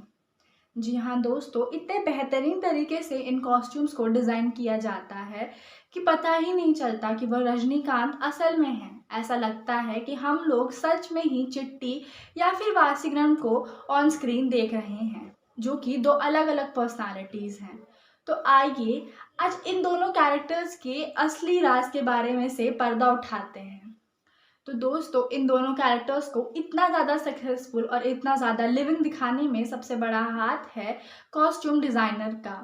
तो चलिए आज बात करते हैं ऐसे ही पक्षीराजन के कॉस्ट्यूम डिज़ाइनिंग मेजर फैक्टर की इस मूवी के। तो दोस्तों, इस सारी कॉस्ट्यूम्स के पीछे हाथ जाता है रॉकी भाई का। जी हाँ दोस्तों, रॉकी भाई एक बहुत ही बेहतरीन तरीके से काम करने वाले कॉस्ट्यूम डिज़ाइनर हैं। ओह, आपको क्या लगा था कि हम KGF के रॉकी के बारे में बात करेंगे? जी नहीं दोस्तों, आज हम रियल लाइफ रॉकी नहीं बल्कि रियल लाइफ रॉकी के बारे में बात करने वाले हैं।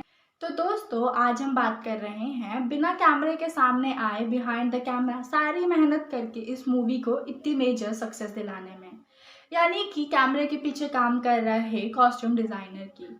रॉकी स्टार ने बताया कि उन्होंने रोबो 2.0 की कॉस्ट्यूम डिज़ाइन करने में ऑलमोस्ट 2.5 साल लगा दिए, जो कि कोई कम बात नहीं है।